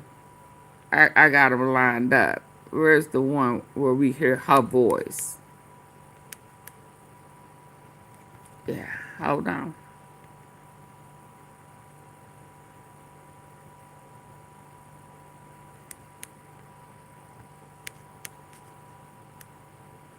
Always moving the goalposts. Why did Donald Trump bring it up? That's what you need to be asking. That's what you need to be asking. He brought it up.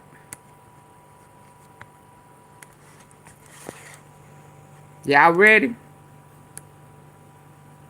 Can y'all hear me, tea sippers? I think I'm back now. Hey, Vicky.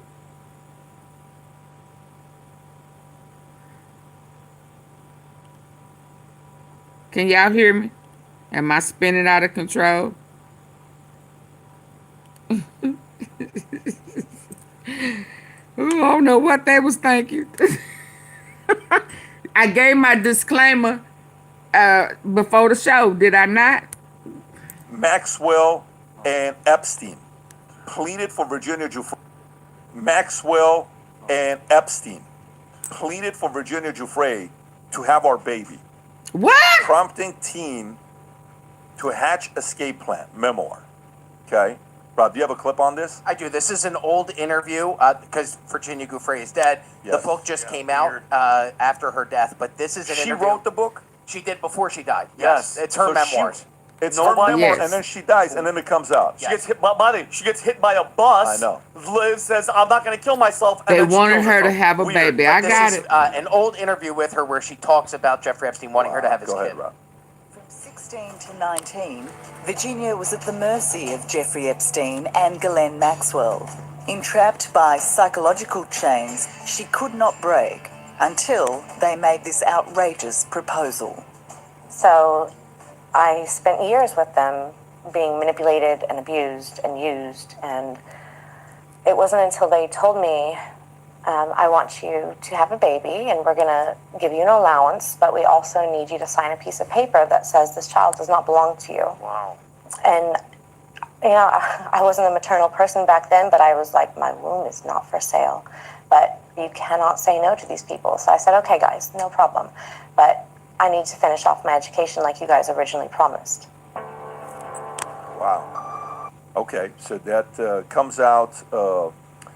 Devilish duo Giuffrie, Epstein, Ghislaine Maxwell pleaded a teenage Giuffrie Can girl y'all to have our believe baby that? request that had their victim concerned.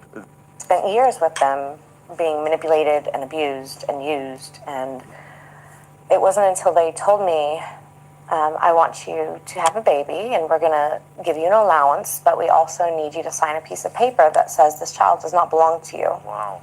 And you know, I wasn't a maternal person back then, but I was like, my womb is not for sale. But you cannot say no to these people. So I said, okay, guys, no problem. But I need to finish off my education. Oh, I didn't hear her say. She said, okay, because they would not take no for an answer. Oh, my God. But oh, my God.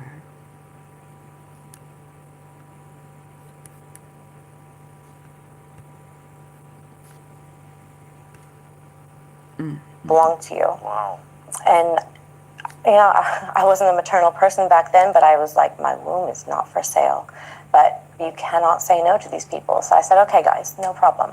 But I need to finish off my education like you guys originally promised. Like they promised. Wow. Okay, so that comes out. Devilish duo Giuffrie, Epstein, Ghislaine Maxwell pleaded a teenage Giuffrie girl to have our baby request that had their victim concerned. They were looking to breed children for their sex trafficking ring to prevent it. The perverted proposal came along. This is a New York Post story. See, this also reminds me of Diddy always wanting cum and the sperm.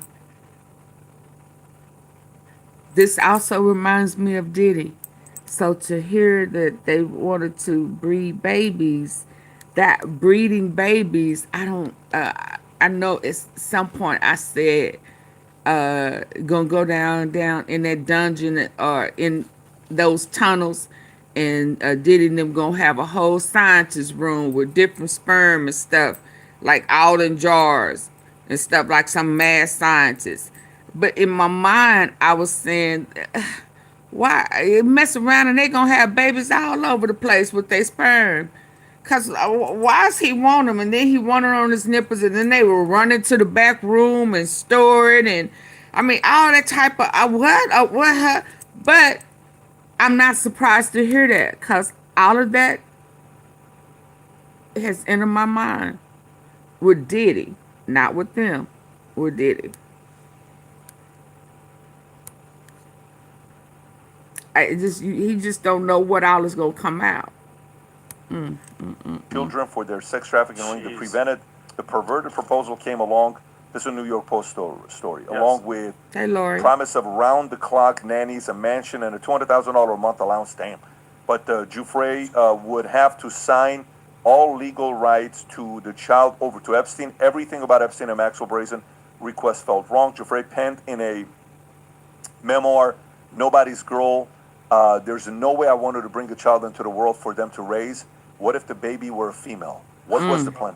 What was the plan for Epstein and Maxwell to have the, bless you, bring that little girl up until she reached puberty, and then she hand over for them to abuse? Giuffrie then 18. That's pretty. That's my God! Like she's worried, Pat, that the baby because that's how sick this guy was. That she was worried that if the baby came out as a female, they would traffic their Okay, so her book is called Nobody's Girl. It comes out October 21st. It lays out everything that happened. She claims in the memoir that she was forced into an orgy with Epstein, Prince Andrew, and 8 trafficked girls who appeared to be underage who barely spoke any English, okay, on the island. She says that night ended with her waking up in a pool of blood and losing her baby. Tom, this is all, by the way, the book comes out on the 21st, like I mentioned. She also revealed that Epstein and Ghislaine Maxwell approached her about the baby. You guys heard about that? And then, this is where it gets a little crazy. When was this? She was ordered to escort a well-known prime minister, who the New York Post suggests may have been former Israeli Prime Minister Ehud Barak. A little crazy. She was ordered to escort a well-known prime minister, who the New York Post suggests may have been former Israeli Prime Cabana on Epstein's Island in 2002, where she was 18 years old. At least she was of age. I'm not condoning it, but thank God she was of age, at least. In her account, he became violent, beating and choking her until she passed out while laughing at her in fear and pain. And she begged Epstein to step in and told her it was part of her job. Like, shut up, this is what you're supposed to do. She described being left bleeding from her mouth and her body days after. Okay, and we all know that there's, you know, Barack acknowledged knowing Epstein. There's photos of him coming out of his apartment in 2016 in New York, Manhattan. Anyway, so that pain. And she begged Epstein to step in and told her it was part of her job. Like, shut up, this is what you're supposed to do. She described being left bleeding from her mouth and her body days after. Okay, and we all know that there's, you know, Barack acknowledged knowing Epstein. There's photos of him coming out of his apartment in 2016 in New York. So this was days before. After. Okay, and we all know that there's, you know, Barack acknowledged knowing Epstein. There's photos of him coming out of his apartment in 2016 in New York, Manhattan. Anyway. So this is ZB, when was this today? Making the allegation that it was even. Well, I mean, Tom, she has for years said that there's this prime minister, the connection, you could go, well, that's all allegedly on your own, but it's like, which other well-known prime minister is it going to be? And then, as for Prince Andrew, Pan, this is weird. Last week... While you're doing this, Rob, can you pull up which major prime ministers had a relationship with Epstein? You keep going. Yes, sir. Keep looking for that. Go for it. And as a Prince Andrew, last week, I'm like, guys, you have to really take a step back and see when something happens, wait for the other thing to happen. Prince Andrew last week gave up his title as Duke of York. He just came out and he's like, yeah, this is it, right before this book is coming out. You notice that? Think about the timing, all right? And all of a sudden, Trump is considering after he said no. Yeah, because ain't no telling what all is coming out. I'm telling y'all.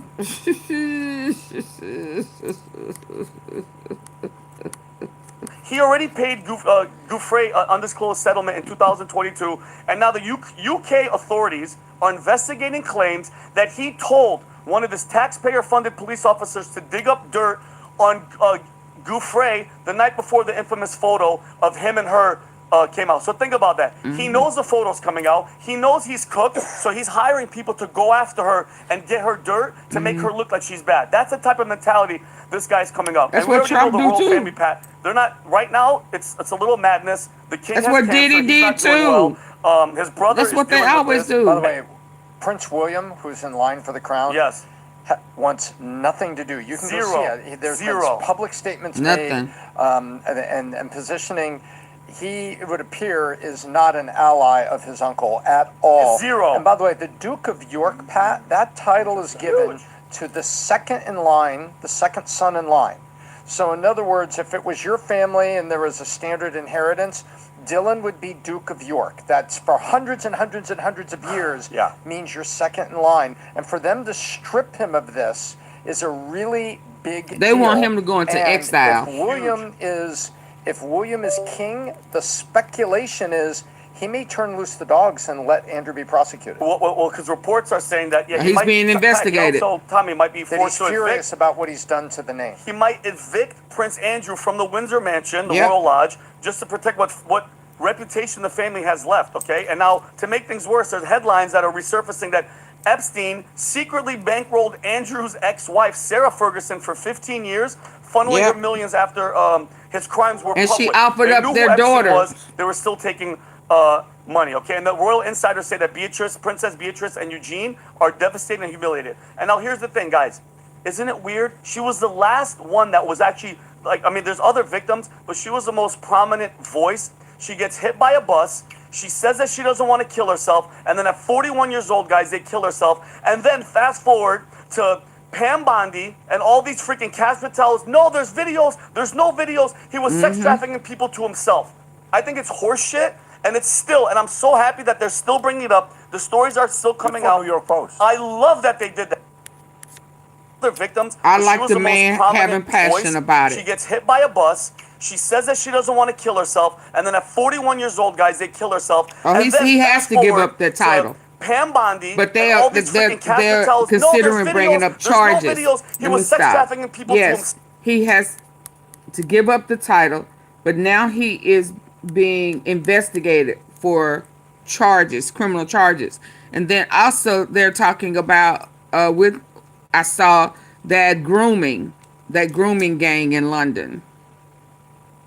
That is a major problem where kids are being trafficked, and they have such an organization classified as grooming gang.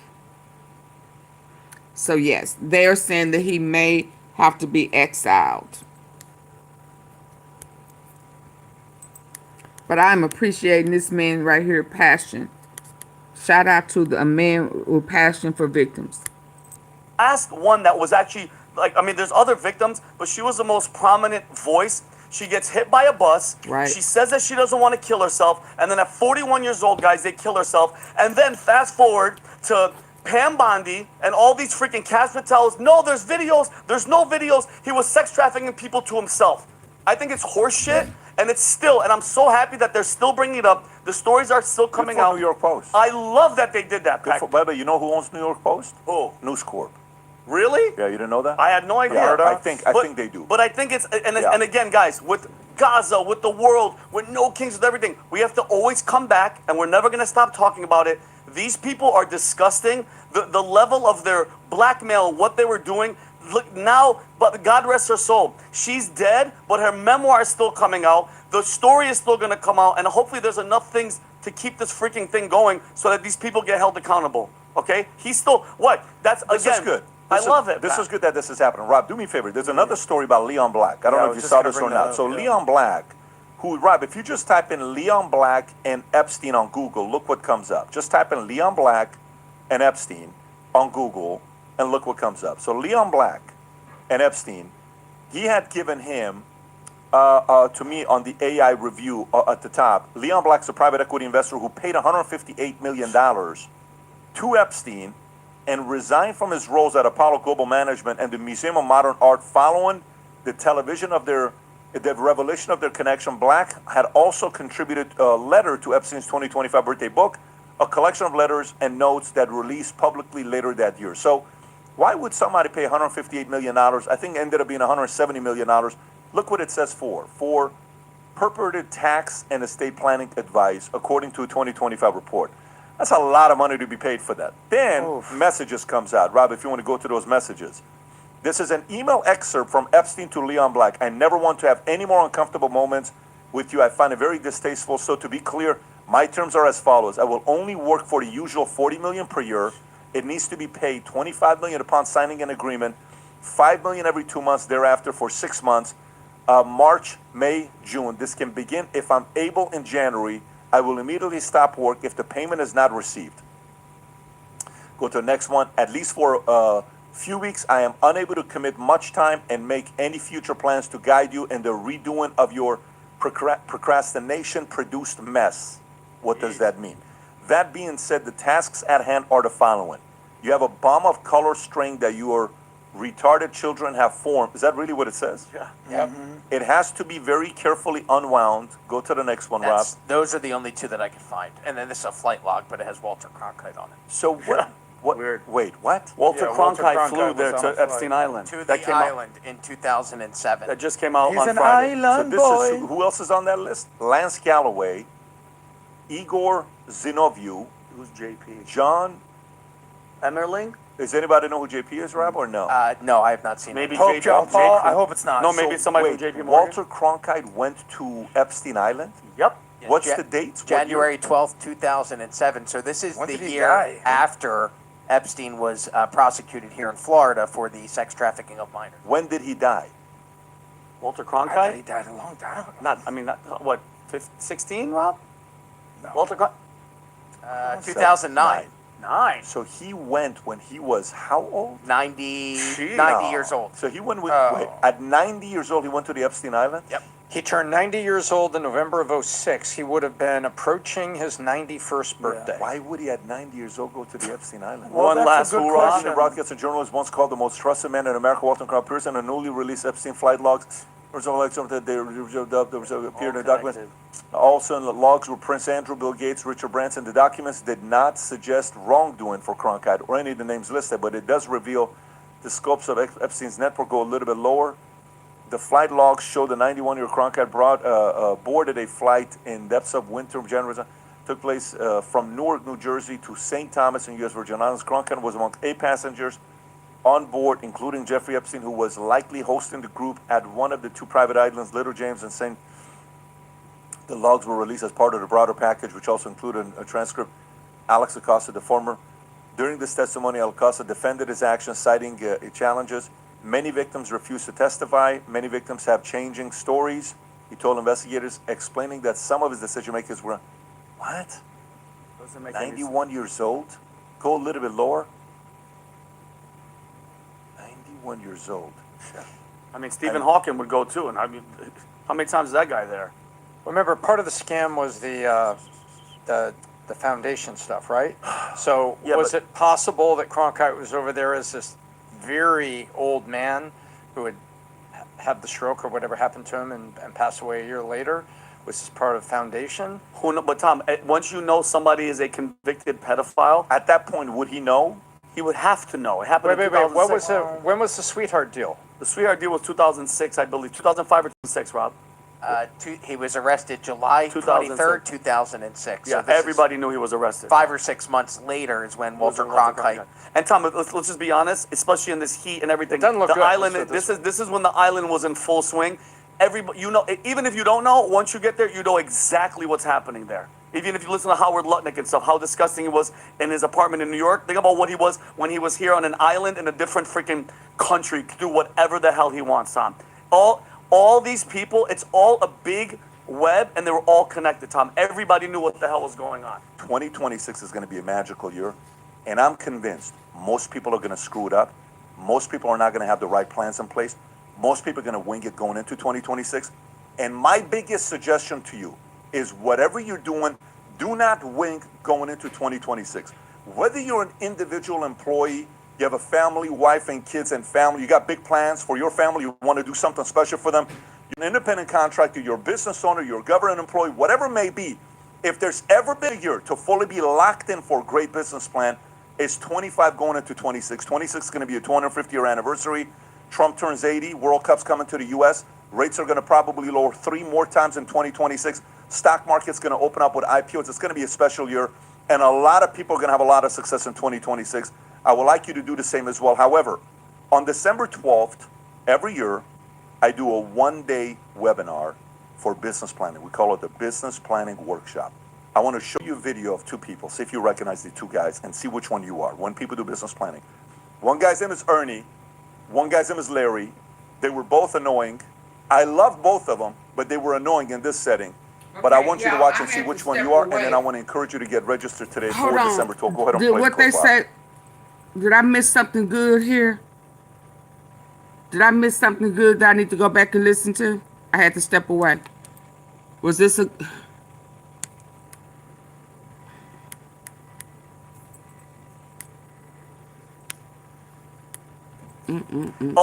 All these people, it's all a big web, and they were all connected, Tom. Everybody knew what the hell was going on. 2026 is going to be a magical year, and I'm convinced most people are going to... Today I'm looking at 2 business plans. One is by Ernie, whose business plan is purely based on emo.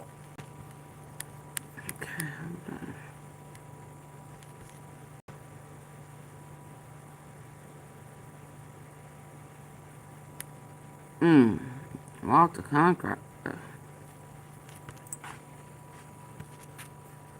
Okay, hold on. Let me see what else.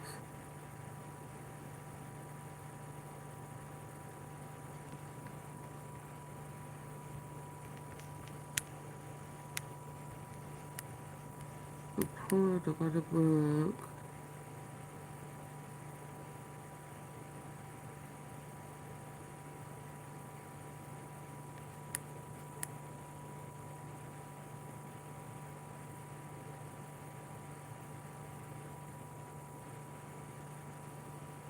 Back to it, I don't have an independent recollection of this, but here's that Prince Andrew had to give up his title. Welcome to the Tara Palmieri Show. Just like you, I've been reading excerpts of Virginia Giuffre's new book, Nobody's Girl, and it's absolutely heartbreaking. But these aren't just stories on a page to me. They're the same ones she personally told me. Yeah, y'all finna in hear something that 2020 y'all... when we traveled around the country. Yeah, she know. Yeah, she knows her personally. Welcome to the Tara Palmieri Show. Just like you, I've been reading excerpts of Virginia Giuffre's new book, Nobody's Girl, and it's absolutely heartbreaking. But these aren't just stories on a page to me. They're the same ones she personally told me in 2020 when we traveled around the country trying to get people to tell the truth about her story.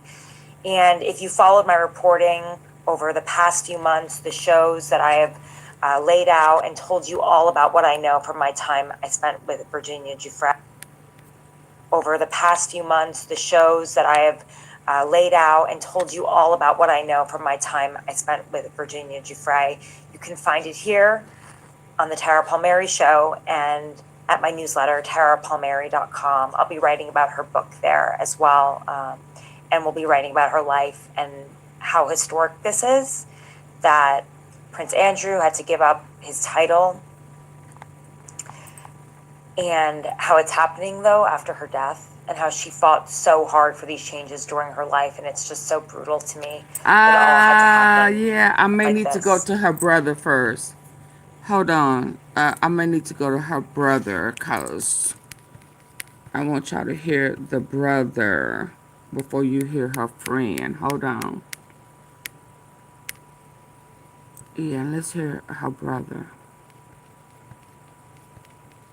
That's her friend. Let me get to the family.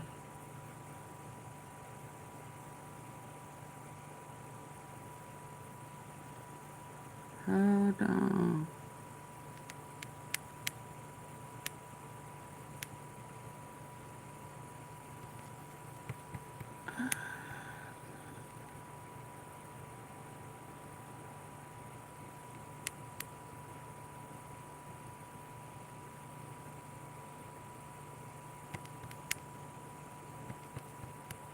Oh, man, I didn't realize I had that many of them.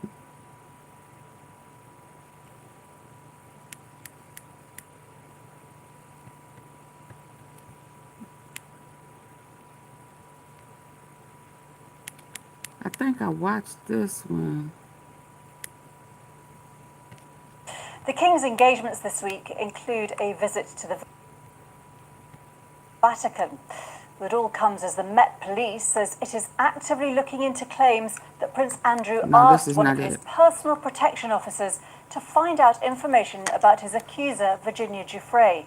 Ms. Giuffre's posthumous memoir, which the BBC has obtained a copy of, is officially released tomorrow, putting Prince Andrew under more scrutiny. Hey, he Carla. has consistently denied any wrongdoing.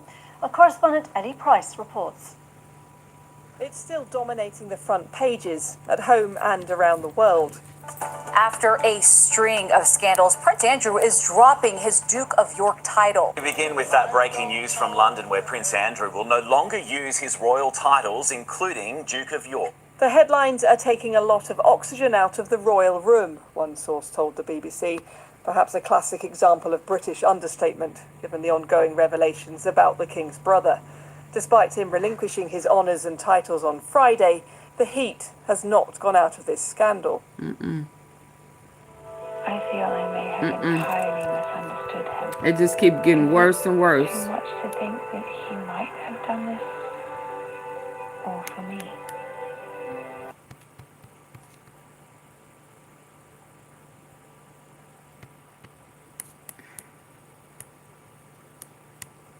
Obtained by the BBC in a London bookshop this weekend, describes how she felt she might die a sex slave at the hands of Jeffrey Epstein and his circle. She says she had sex with Prince Andrew on 3 separate occasions, including once with Epstein and approximately 8 other young women. While there are no new claims in the book, it makes for a harrowing read, which paints a picture of a web of rich and powerful people abusing young women. Prince Andrew has consistently denied any wrongdoing and says he doesn't recall meeting Virginia Giuffre. But yesterday, the Metropolitan Police confirmed it was actively looking into reports that Prince Andrew tried to obtain personal information about her through his personal protection team. Her family have called for Andrew to be stripped of his prince status, something echoed by the leader of the Scottish National Party at Westminster, Stephen Flynn, adding to pressure on the government to change the rules to allow it to happen. At the moment, a title can be given, but it can't be removed. And I expect that is the reason why the Duke of York, or the former Duke of York, says that he will no longer be using that title. However, it doesn't say that he doesn't possess that title. And the removal of titles bill would bring real clarity to that matter, giving more powers to the king. And I think that that would be so timely. And I think this now leads for Parliament to have serious discussions about how it takes this forward. But it's understood Buckingham Palace has no current plans to remove the Prince title that Andrew was born with. It was business as usual yesterday for the King as he headed to church near his Balmoral estate. The monarch will hope for something of a reset this week as he makes some significant public appearances, including praying with the Pope at the Vatican on Thursday. But as another Buckingham Palace source accepted, there may be more days of pain ahead. Ellie Price. Ellie Price reporting there. Well, I'm joined now by royal commentator and former BBC royal correspondent Jenny Bond. Morning, Jenny. Thanks for being with us. The royal family might want to move this on, but do you think that is likely? What are the key questions facing Prince Andrew and the monarch this morning? No, the headlines aren't going to go away, and I think the palace were probably aware that this storm had some way to go. As you say, there are moves in Parliament. There are the MP from York who definitely wants to bring forward a bill which would give the King the power to strip Andrew of any of the titles completely, not just have him relinquish them. And there's a clamour, I think, amongst the public for more action, maybe to try and take his title of Prince away. I think there's a public appetite to see Andrew move out of Royal Lodge. I think with the publication of Virginia's very harrowing, sad book, and we must always remember this isn't really about the royal family as much about the victims of Epstein, including Virginia Giuffrie. And with the publication tomorrow, even though the BBC and others have seen it already, this is going to go on. And the government this morning, ministers saying they don't particularly want to get involved. But does that just look like a bit of an establishment cover-up, to put it in rather bold terms, if the government and the royal family don't take stronger action? For example, publishing the lease on the Royal Lodge, and, for example, allowing a private member's bill on stripping Andrew of all titles. Yes, they're saying there is a move for that, and we may see that happen. As far as we know, this lease is pretty cast iron. He has a 75-year lease. If he can pay for the upkeep of Royal Lodge, and he must have money. I mean, he's the son of a monarch. He must have money. He can go on living there. Will he want to? I really don't know.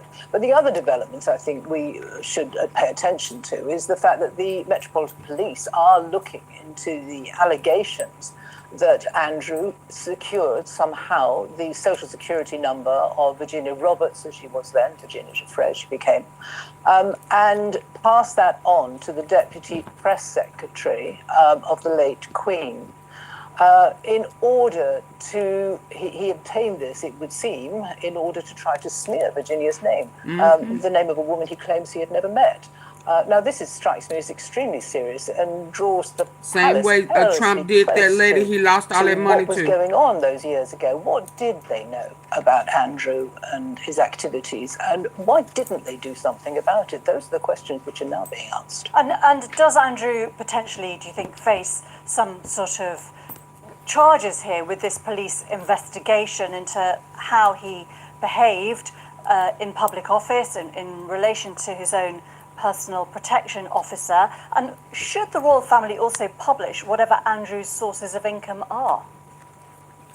Yes, I think that would go down very well with the public. His personal protection officer, yes, there's no suggestion that that officer did do anything with the information given to him allegedly by Andrew, the social security number, the date of birth.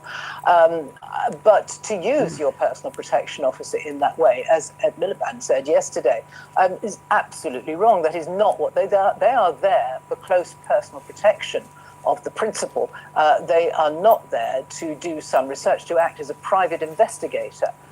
So his behaviour there, if true, is extremely questionable. What his purpose was in obtaining someone's social security number, well, that could lead to a criminal investigation. I don't know if it would, though. Just finally, Jenny, having observed these people for a very long time, you mentioned questions around what they knew about Andrew's behaviour.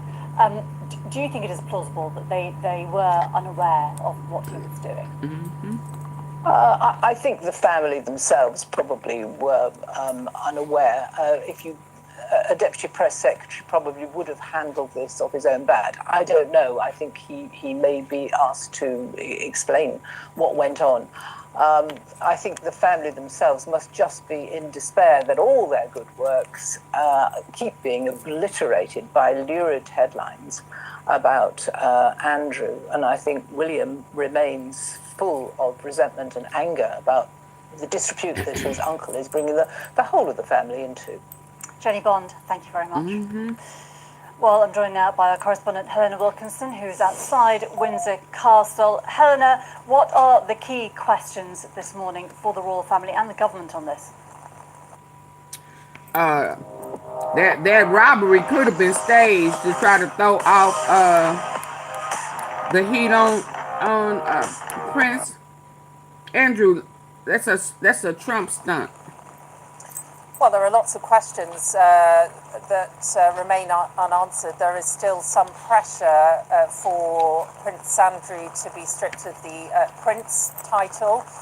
There's also questions that remain about where he lives. We are in Windsor because this is where Prince Andrew lives. He lives in a 30-room mansion in Windsor Great Park, not too far away, about 3 miles away or so from the castle. Now, he does have a private tenancy agreement, and that lasts until 2078. And so as long as Prince Andrew can continue to pay the bills, then he doesn't have to leave, and it's likely that he will want to remain there. But there is continued pressure on him, and the allegations keep emerging. And we have a copy of the posthumous memoir that we've been talking about this morning, Nobody's Girl, by Virginia Roberts Giuffrie. The BBC managed to get a copy yesterday in a London bookshop. They were selling it ahead of the official release date of the book, and it does make for harrowing reading. In the book, in the memoir, Virginia Giuffrie talks about her experience, what she was put through by Jeffrey Epstein and his circle. She talks about how she feared that she might die a sex slave at the hands of Epstein. In the memoir, Virginia Giuffrie also mentions the BBC Newsnight interview, that infamous interview, nearly 6 years ago, and she says in the memoir that Prince Andrew failed to communicate any sympathy for Epstein's victims. She also touches as well in the memoir about that 2022 out-of-court settlement. You'll remember she took civil action against Prince Andrew. She says that she agreed to a 1-year gag order, which seemed important to the prince, she says in her memoir, because it ensured that his mother's platinum jubilee would not be tarnished any more than it already had been. So Prince Andrew, as we know, on Friday gave up his titles, although there would have been intense pressure on him to do so, discussions he had with the king and the immediate family. So giving up his titles and honours, the royal family, in particular the king, trying to detach and separate as much as possible from Prince Andrew in terms of his royal connections, and hoping that that would draw a line under it. But as we've seen over the weekend and today, today Prince Andrew on the front pages of many of the newspapers here in the UK, the allegations just keep emerging. Important to say that Prince Andrew denies all the allegations against him. Helena Wilkinson, thank you very much. Well, if you want to read more about this, you can see what's in Virginia Giuffrie's posthumous memoir. But you gave up Nobody's 16 Girl. mil. 16 U.S. mil.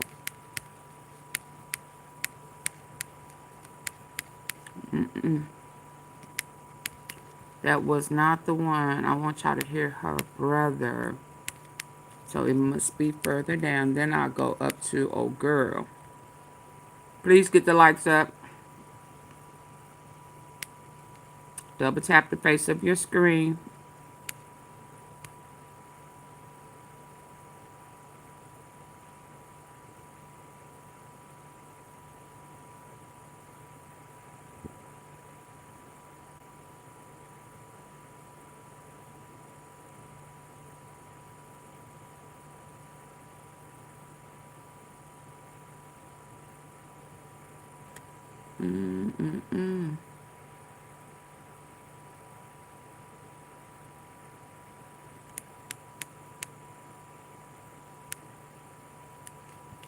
That was that one.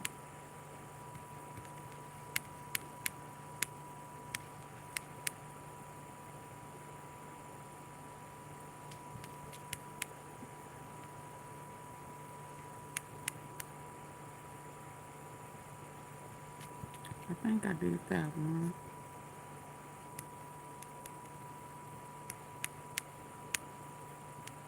Oh, the family. Okay. Investigation. They reviewed that again in 2019, deciding again They were just girls, and they were begging the world to believe them and fight for them. She just continued to reiterate, like, what is it going to take for people to finally believe me? And by continuously being gaslit by the UK government, the UK Metropolitan Police, the US government here, her mind took a very large toll. Virginia did first speak to the Metropolitan Police in London as far back as May 2015. They decided not to continue with any investigation. They reviewed that again in 2019, deciding again not to investigate. Is it time for them to review those decisions? 100%. What else does it have to take? I think the cost of proof is too high for these survivors. Hello and welcome to the forecast. In 2011, Virginia Roberts Giuffrie became known as the most outspoken victim of Jeffrey Epstein and Ghislaine Maxwell. Her campaigning against their abuse and trafficking helped to get justice for many women, but she was perhaps best known for a now infamous photograph taken when she was aged just 17, meeting with Prince Andrew. She claimed it was taken prior to one of 3 times she was forced to have sex with the king's brother. They were encounters he denies took place, but which have led to his public downfall, with Prince Andrew reportedly paying around £12 million to Virginia Giuffrie, formally ending a civil case brought against him in the US. Earlier this year, Virginia took her own life. Before she died, she wrote a memoir and made it clear that she wanted the world to read it. Today, I'm joined by her brother and sister-in-law, Sky and Amanda Roberts, to talk about the woman behind the headlines, the legacy she leaves, and the story that she wanted to tell in her own words. Can I just begin by asking you, Sky, I'm imagining it is a bittersweet moment. Virginia's story will be published tomorrow. Finally, in her own words, the whole story, but she's not here. That must be quite difficult for you. Yeah, I think it's, the best way to put it is over the last couple of weeks, we've had a lot of happy tears and a lot of sad tears because we've had many moments where she's been vindicated because of her ability to tell her story.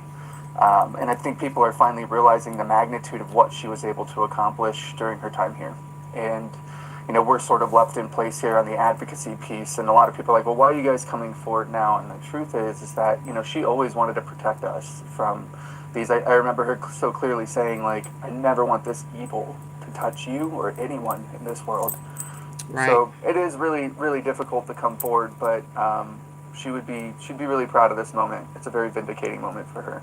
I was going to ask you about exactly that. I have heard you speak really movingly about how much Virginia tried to protect you as her younger brother. There are clearly some really difficult details in the book that she feared she would die as a sex slave at the hands of Epstein. I mean, are there things that you have had to read, that you have had to face for the first time?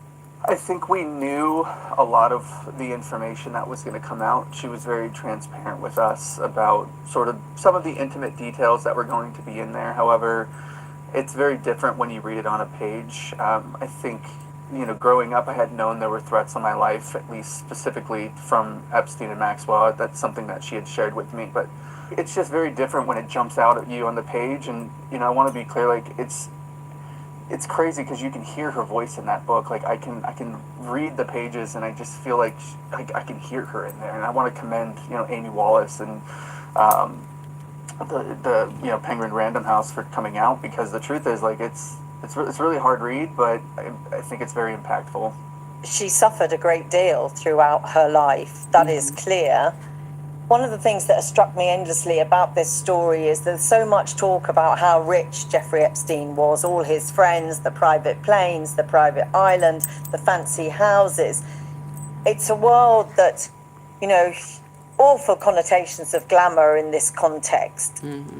All details that hide the brutal reality of what was happening to Virginia and the other girls. But your sister's book will expose this all for what it was, which was exploitation, violence, sexual violence. I think that is why this book is so important for a read. We get caught up in the salaciousness of survivors naming names. And what this book does, it really makes you take a step back and peek through the eyes of a vulnerable young girl, young child, teenager, what this world was like. And it really does address that, right? Because so many people critiqued these girls for saying, you know, they could have just left and you know, they received money. So, and it was lavish and that salaciousness of it. But it was abuse, it was coercive control, it was intimidation, it was threats to their lives, it was violent. And I think it like brings back the humanity, especially if you're a parent. This could happen to your own child, you know, and you really see that like this is the girl next door. And it could have been my neighbor, it could be my child, it could be a family member. And it really just brings you back to that shock and that humanity, and it makes you want to act, it makes you want to fight for that little girl who was begging the world to stand up for her. They were just girls, and they were begging the world to believe them and fight for them, and I think that's what's so powerful about this book, is you really see that little girl begging for that healing and that justice. And you absolutely get the sense that she was begging for accountability, for people to take responsibility. And not only do the individuals fail to take responsibility, but the organizations, the structures around them, in too many instances, didn't force anyone to take responsibility. Yeah, I think that's another thing that it does. And I think with this Jeffrey Epstein, Ghislaine Maxwell case, and why it's so strong and why people care about this case so much, it's not just about the abuse of children, which is heinous, but it also shows the exposure of systems that have said for far too long, there is one set of laws for the rich and powerful, and then there is another set of laws for those who aren't. And it makes people angry because it's gone on for decades. And it really is that exposure of the abuse of power, of the abuse of the rich and powerful, the lengths that they went to intimidate these girls, to discredit them, to defame them, threatening their lives. It makes you angry as a person, because it's like that could have been my child, and why are we allowing these systems to exist? We have to do better. We have to go after legislation, and we have to expose those who have been abusing their positions for far too long. Alongside the work that both of you are doing, the book is a sort of posthumous continuation of that fight for accountability. Now, obviously, we got the announcement last week that Prince Andrew has voluntarily agreed to give up his royal titles. Is this, in your view, enough, or should this actually be the beginning of a new process to look again at his involvement with Epstein? Yeah, really happy you asked that, because I think what the book is it's more of it, and I think what happened with Prince Andrew it's not justice, it's acknowledgement. It's saying something could have happened here, and they're kind of starting to take some sort of action to that. Now, you know, he didn't do himself any favors by any means, especially with, commenting in 2018 that, he had ceased contact, and then in 2011 we've got this set of emails that are released that essentially say we'll play again soon and we're in this together, right? So do I think it's enough? No, absolutely not. I think we have a lot of work to do. I can hear my sister saying that. She would not stop here. So I would say it's not justice, it's acknowledgement. And we need to be able to separate those two things because there is more work to do and there's more people that are complicit here, not just Prince Andrew, but so many others that we need to be held to account.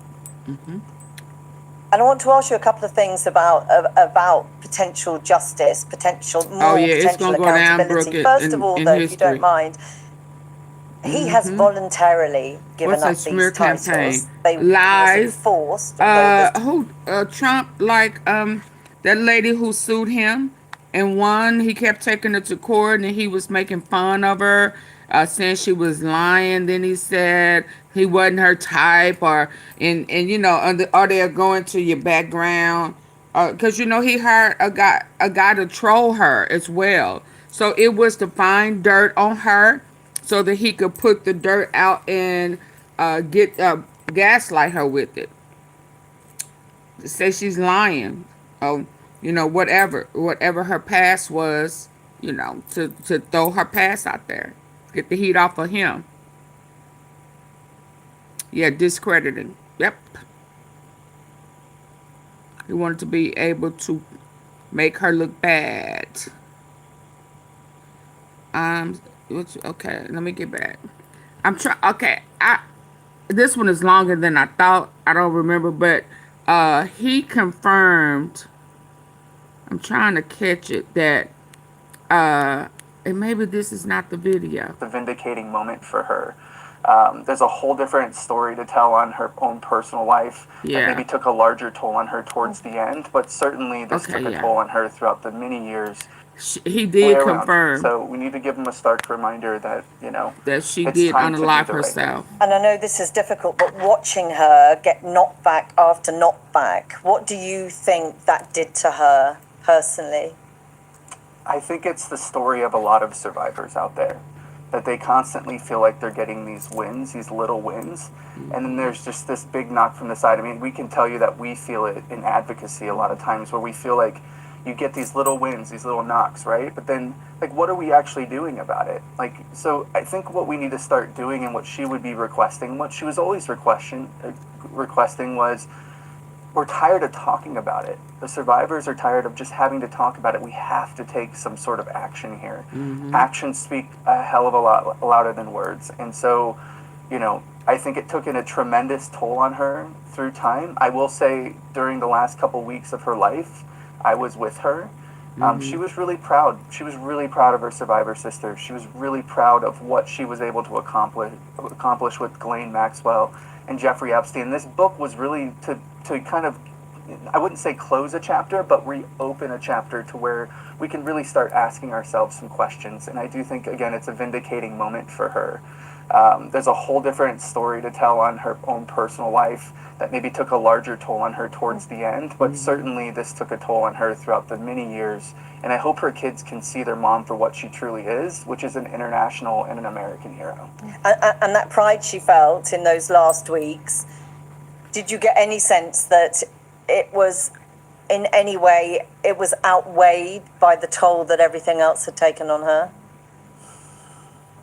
I mean, with reading this book, you'll see clearly the story of a survivor, a story of a victim, really, to begin with, that goes into a survivor.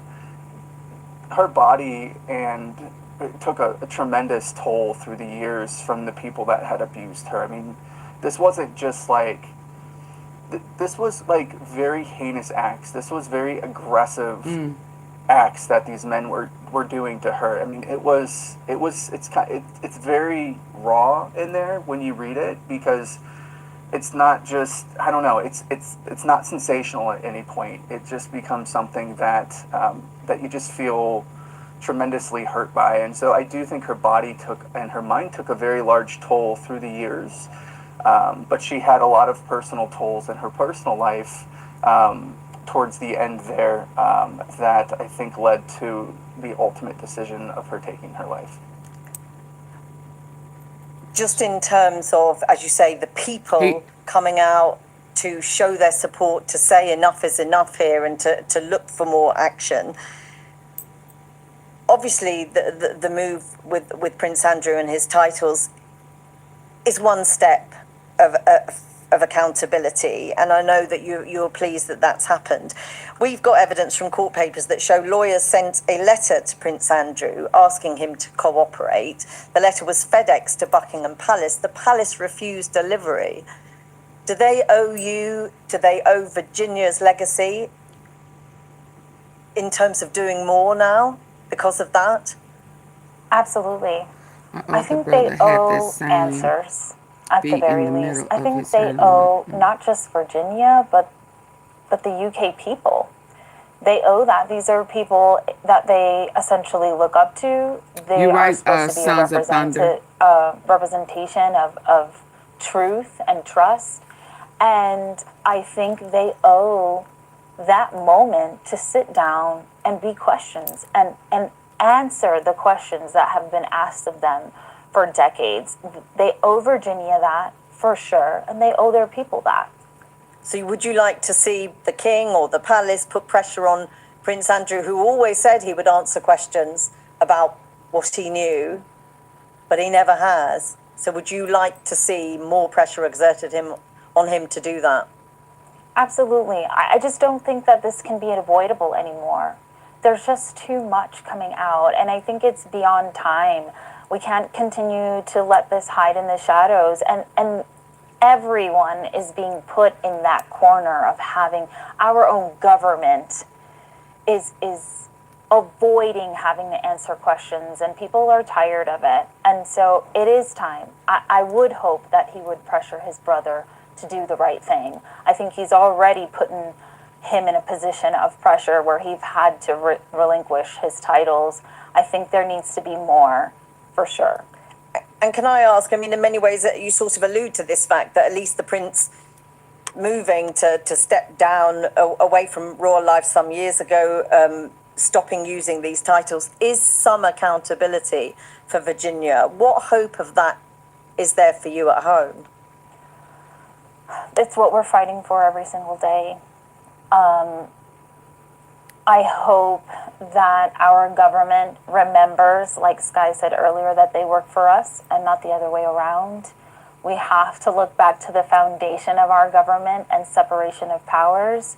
And we're calling on our representatives to do the right thing.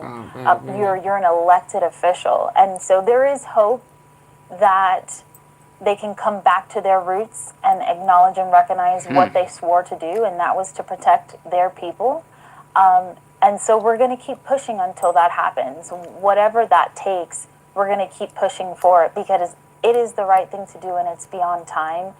And the U.S. government has the power to do this. We know they do, and we're going to continue to hold them accountable. I got to stand up. I got one more, y'all. The one that I was talking about, because I just wanted y'all to hear from the brother that, and I guess I missed it, that she did unalive herself.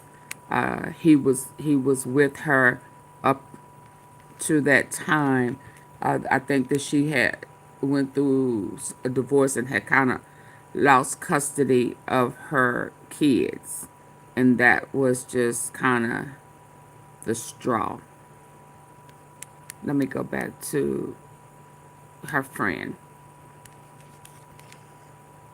In the book, she writes about a miscarriage, and I remember her telling me about this and how devastating it was. And hey, y'all, before we start this one, can I get 5 likes? Can I get 5 people to double tap the face of the screen and get 5 likes? Man, this is just so, I don't know what I would do if I was in a situation like this. This is extremely overwhelming. I don't know what tomorrow is going to bring. I don't know what more is going to come out. I can only imagine. But I will say this. I would not be surprised if Trump pardons everybody. Well, Ghislaine and Diddy, because they both got dirt on them all.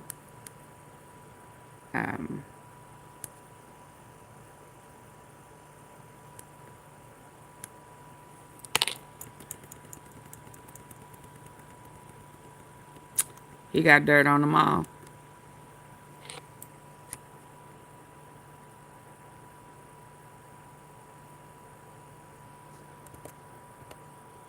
Can I get 4 more likes, please? Just double tap the face of your screen. It's free.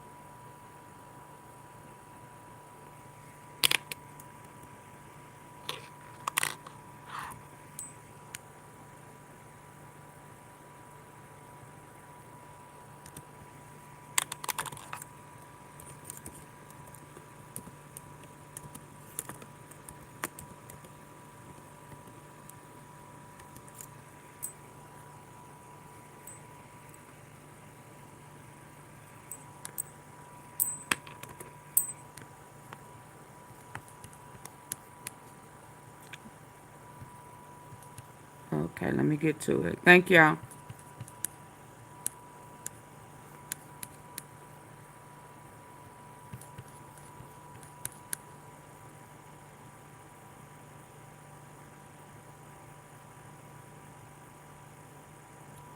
What is this saying?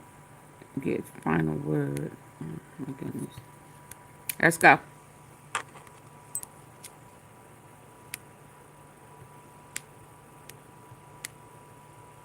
Welcome to the Tara Palmieri Show. Just like you, I've been reading excerpts of Virginia Giuffre's new book, Nobody's Girl, and it's absolutely heartbreaking. But these aren't just stories on a page to me. They're the same ones she personally told me in 2020 when we traveled around the country trying to get people to tell the truth about her story.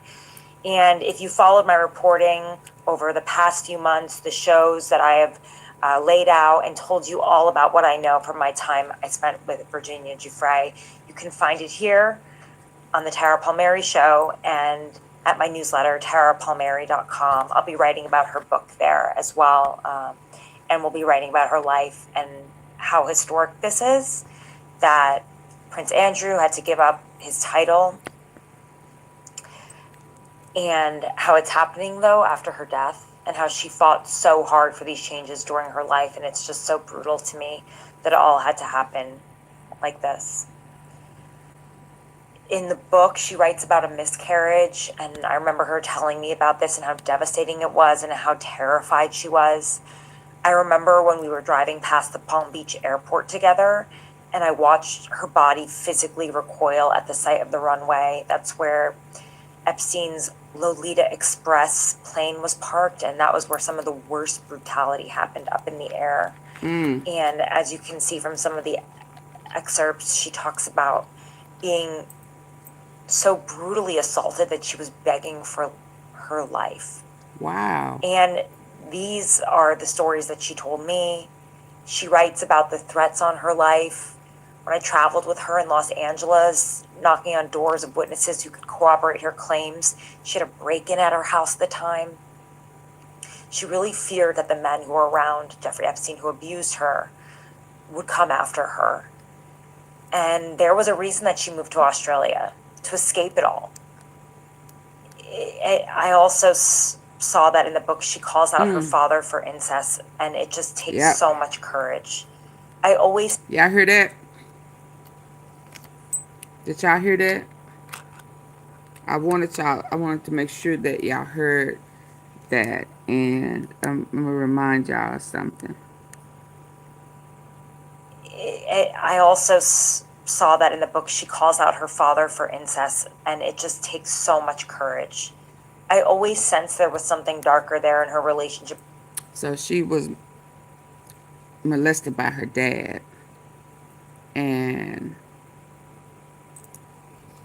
I remember yesterday, I think we heard that she worked at Mar-a-Lago, and so did her dad.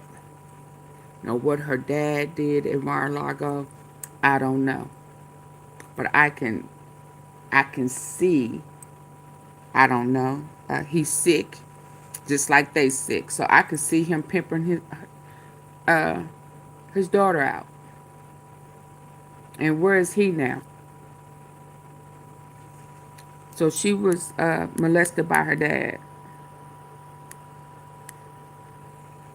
There was something darker there in her relationship with her father. Book, she calls out her father for incest, and it just takes so much courage. Oh, he denied it. I always sensed there was something darker there, and it just takes so much courage. So they knew this. I'm sure she told them.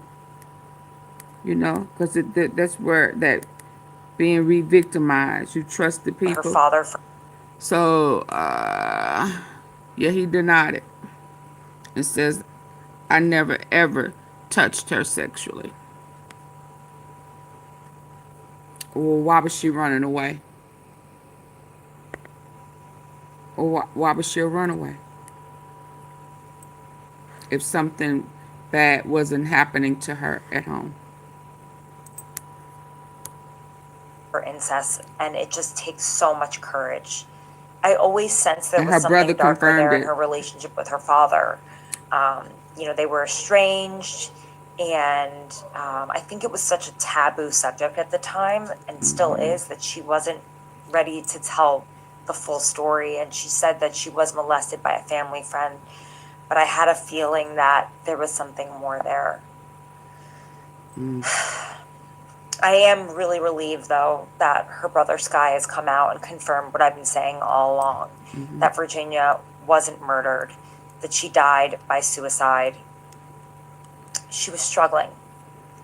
Yeah. She was struggling with the demons of being trafficked and the isolation of being separated from her children, who were her only light. I heard that when I was on the phone with her in February, just months before she died in April. I actually said to her, Virginia, you should go see your family. You should go to the U.S. You should spend time with people. She just seemed defeated. There was a heaviness about her. She seemed sadder. And, you know, she was a light for so many other people, but she needed that energy. She needed her family. Otherwise, she would become dimmed. And, you know, she confided in me about her marriage to her husband, Robbie, and how he was abusive to her. And it sadly didn't surprise me at all, because this is what happens. People who are abused throughout their life often fall into the hands of another abuser. That's why it makes sense that, you know, Virginia started her life being This is why I absolutely will not allow anybody to victimize victims in my presence. I will not. I will not. Absolutely will not.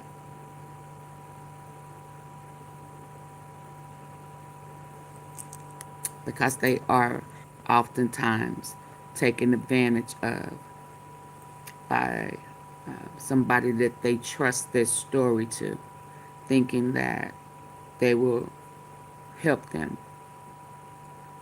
And then they turn around and victimize them.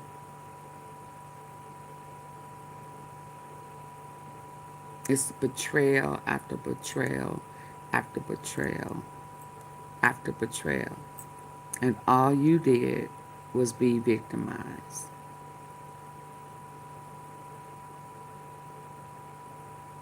It's an ugly cycle.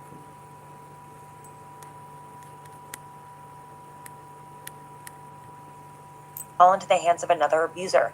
That's why it makes sense that, you know, Virginia started her life being sexually abused as a child, then went on to be homeless and trafficked and raped. And then just as she was trying to turn her life around at 16, that's when Ghislaine Maxwell spots her at Mar-a-Lago and convinces her that she's about to change her life. She's going to make her a traveling masseuse. She's going to introduce her to a wealthy man who will teach her a skill, something that will keep her safe and secure. And it ends up being just another trap that night. She ends up being sexually molested by Ghislaine Maxwell and Giuffrie Epstein. And you know, when I read that Virginia was really upset about being strung along by ABC News, my former employer, in deference to the Crown, it really stung. She wrote that she believed that the network wanted an interview with William and Kate. And I thought to myself, that's just how access journalism functions. And it's brutal. And it just re-traumatizes the victims who risked everything to tell their story.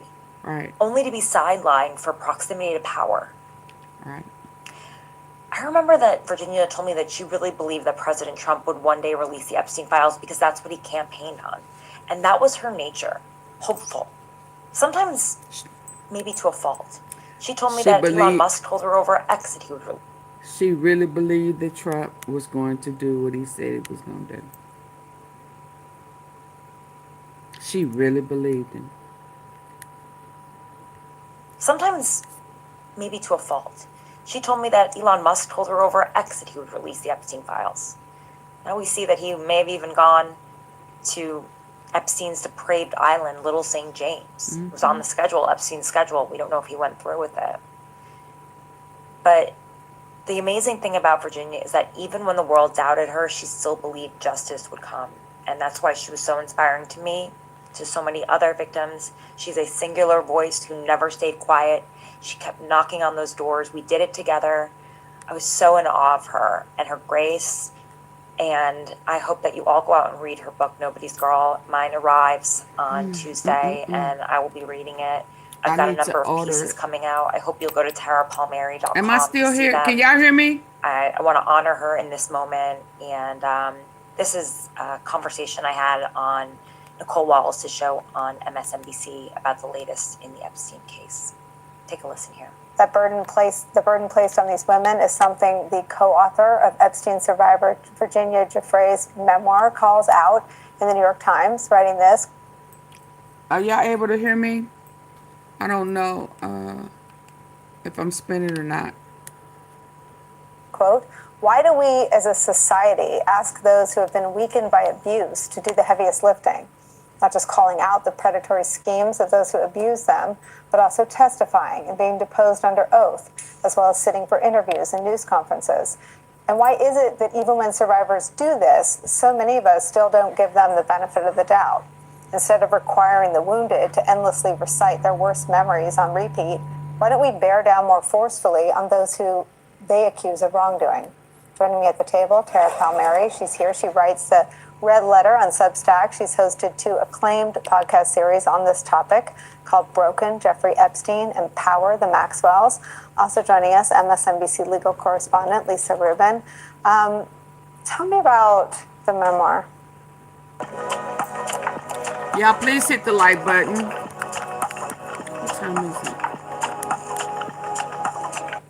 It's 1 o'clock. Please hit the like button. Well, I haven't had my hands on it yet, but I've been told from people who have read it already that Virginia writes about a journey that we went on together over a number of weeks around the country, trying to find people that worked for Jeffrey Epstein that would help corroborate her story, because for over a decade, she had been called a teenage prostitute and a liar, and she just was desperate to find someone who could say, I see you, I know you, I remember you from that period of time. And so we spoke to people like, we tried to reach people like the chef, the pilot, the house manager, and he actually opened the door for us, and it was one of the few people that actually let us into their home. And it's in the Broken Jeffrey Epstein podcast. I also write an essay about it. It'll come out tomorrow.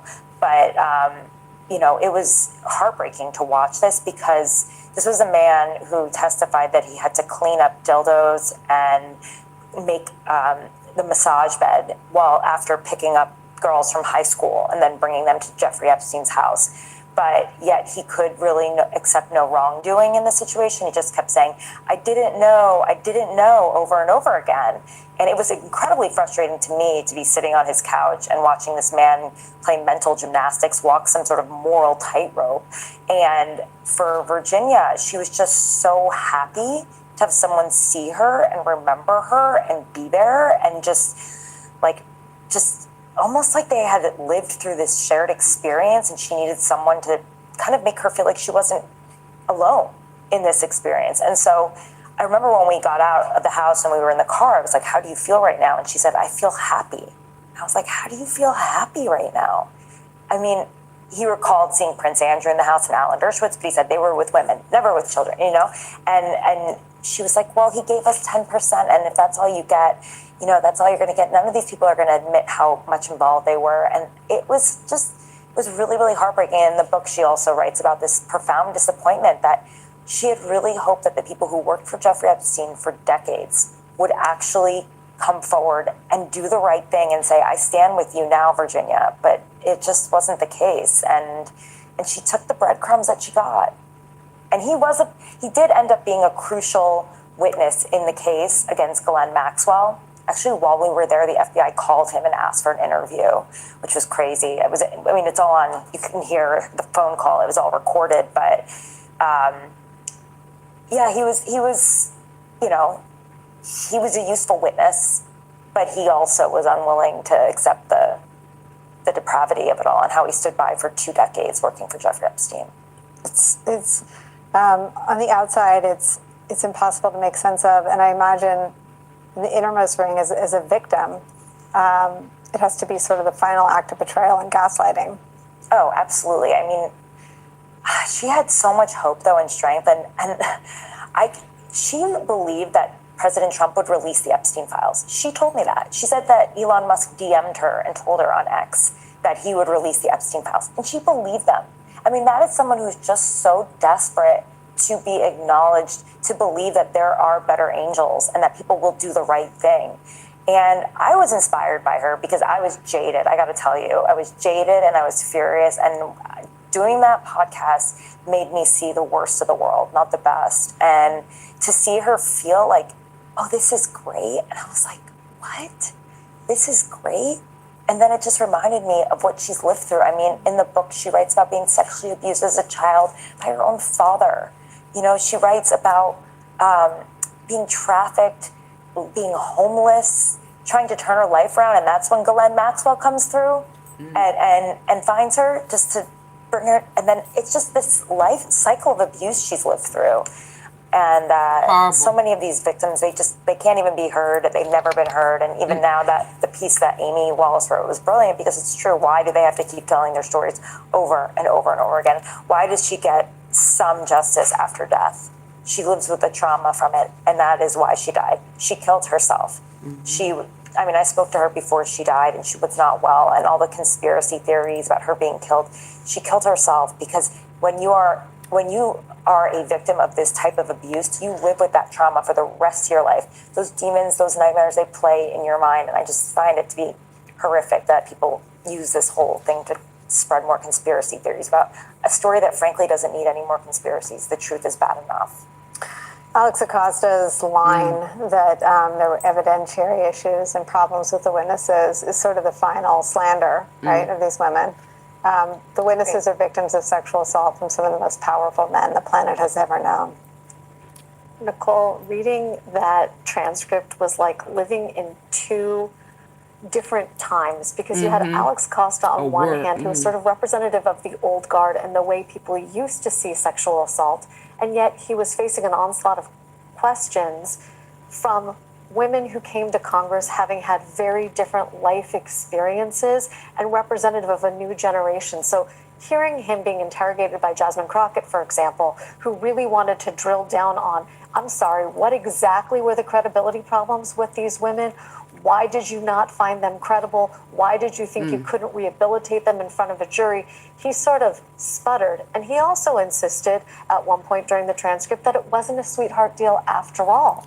And his reasoning for saying that is because on his recommendation, the original non-prosecution agreement would have had Jeffrey Epstein do 2 years in jail, which he said was the sentence Jeffrey Epstein would have received had the state not been so crooked.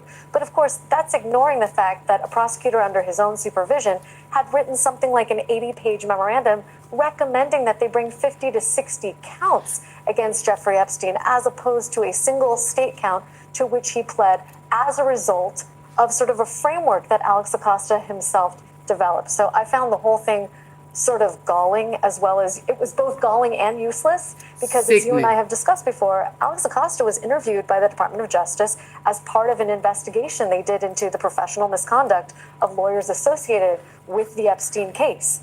He relied on that throughout his interview. He hugged it to him like a child has a stuffed animal, and he just kept going back to it. I don't have an independent recollection of this, but here's what the report says, and like quoting it chapter and verse as if well, I it know were he was his trying to get a defense manual, troll to as troll opposed her. to sort of having organic He needs to be brought recollections up on of what had charges. transpired. The whole thing to me was both disappointing, Everybody upsetting, involved. and yet not surprisingly so. So her book, her memoir comes out, obviously after her death. Everybody who looked over it. Will we learn from the book that might have a corollary if and when the files are ever released? I mean, the book is incredibly graphic. And if the files are released, and they are truly released, and they are unredacted, then you will see the names that are associated with those descriptions. And they're very powerful people. I mean, she was trafficked to incredibly powerful people, as many as 36 men. And I think it would be jaw-dropping for both political parties. And, you know, how many you of can them are read and you active can now? figure out who these people are. And what's it say? It's incredible that in her death, she's seeing both political parties, and you know, you can read and you can figure out who these people are. And it's incredible that in her death, she's seeing some justice, but she has to be dead to see this. I mean, it's just so, it's heartbreaking. They failed What's her. amazing is that her story will be about being She was trafficked failed. and about the trauma, but by the men the story in the about the system. men, these broken men who may, some of them may be fathers, some of them may have daughters, will be about broken men as well. And then I think the question in our politics turns to, why are they protecting broken men? Oh, yes, it is. What will the answer be to Why that? you say I that? have no idea. In And to your a point about the name? memoir, there is a portion. Why you say that? Them files have already been leaked. And the estate is the one who's providing what's being leaked. So why you say that? Ain't no joke on us. The Epstein estate is releasing them. Who's leaking them? An Epstein brother.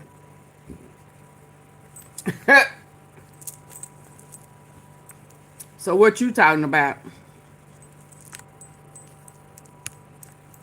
Of the memoir that I believe addresses the person to whom she was trafficked. I got a lot of it. And she was told to go over to a hotel room that this gentleman was staying in with his then pregnant wife. And she was told to give a proper massage to the pregnant wife, who then retired to the bedroom and went to sleep.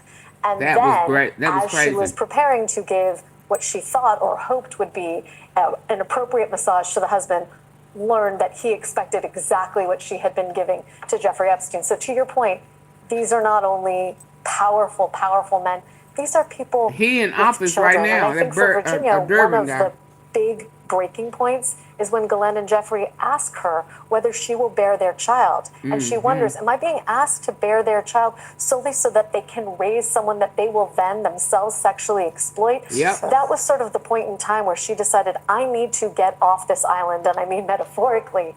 But that was the point at which she began to think about, how do I escape this? And that's when she took up the offer to go to Thailand and get massage training. When does the book come out? The book comes out tomorrow. It's already a number of excerpts have been released. And I wondered, you know, what kind of impact this book would have. But I think what you now see is the violence that was involved in the assaults. Oh my God. So many people do not understand how violent the assaults that she endured. I remember we were driving past the Palm Beach airport where the Lolita Express plane, Epstein's private jet, was parked. This was in February of 2010. And I saw her body physically recoil at the sight of the plane. And she closed her eyes and she remembered being assaulted in the air and how it was a brutal assault. And I think you're going to see those details in the book. Would she want the book consumed and shared with as many people as possible? absolutely. She created a nonprofit, I Victims got, Refuse Silence. She believed that. She beat the drum 4 drum hours forever, even worth when of people said stuff. she was a liar, and she never Of stopped. files. And I hope this lives I on just haven't went forever through in it. perpetuity, so it never And happens. because So the T when it Sippers comes did out, not support the we'll share as platform, I much of never it played as we it. can with our viewers. 4 You guys hours will come back. We'll do that together. worth of files. Thank you. Thank you so So much. I don't know what you Thank you for talking tuning about. into the Tara Palmieri Show. You In keep a this all name. possible. I got it. 4 hours worth. Okay, y'all. I will see y'all later. I'm finna get ready to go to bed. Have a good one. Good night. Thanks for hanging in there. Have a good night.